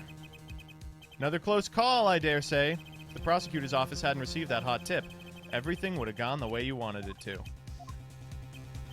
I even gave you a chance. Too bad you decided not to think before embarrassing yourself. Oh, Jesus. That's agony. Mr. Attorney? Yes? Could I ask your name? Phoenix Wright. Mr. Wright. I have seen and studied many people, but none like you. I'll remember you, Mr. Wright. Oh, man. Oh, tell me they don't find him guilty.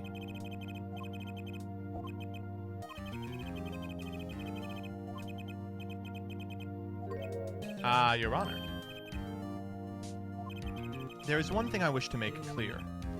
Today, in this courtroom, you cannot declare me guilty. It is impossible. Oh no.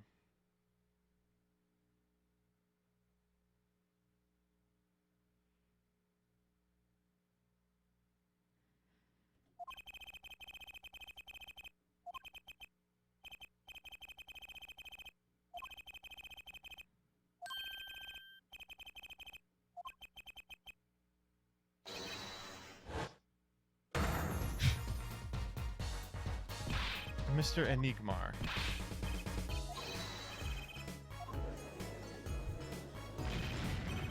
Wait, did he actually get away?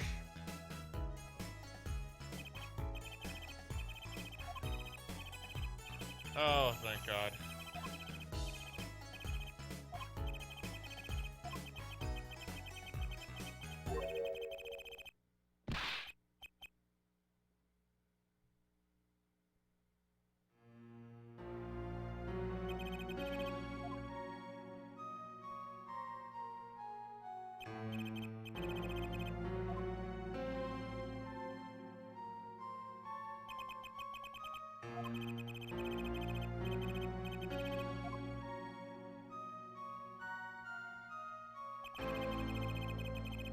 Wow. Oh, man. What a blast from my ass.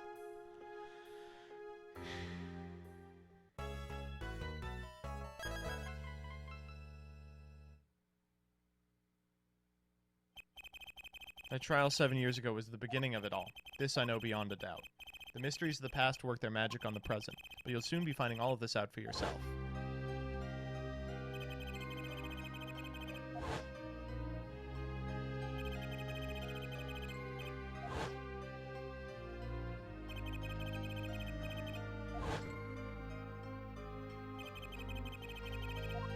Why was... Oh, we're back here at the Mason system.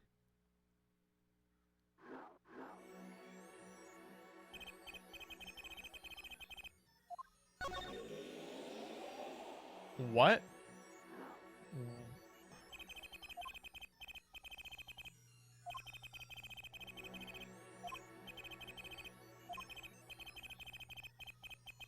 What?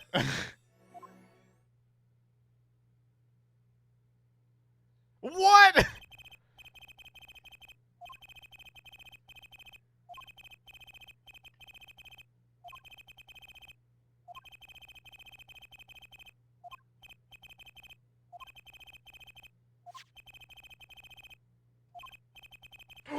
Whoa, we get to use the Magatama again!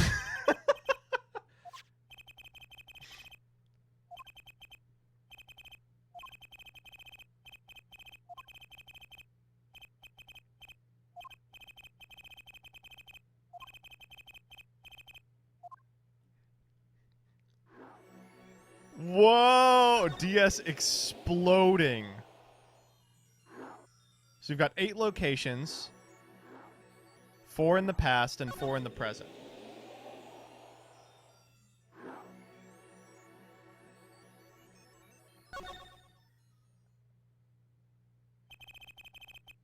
Okay, all right. All right, I gotta stop here for today. This is ridiculous. Okay. Thank you all for coming by. This was a lot of fun. I'm gonna be back tomorrow, 6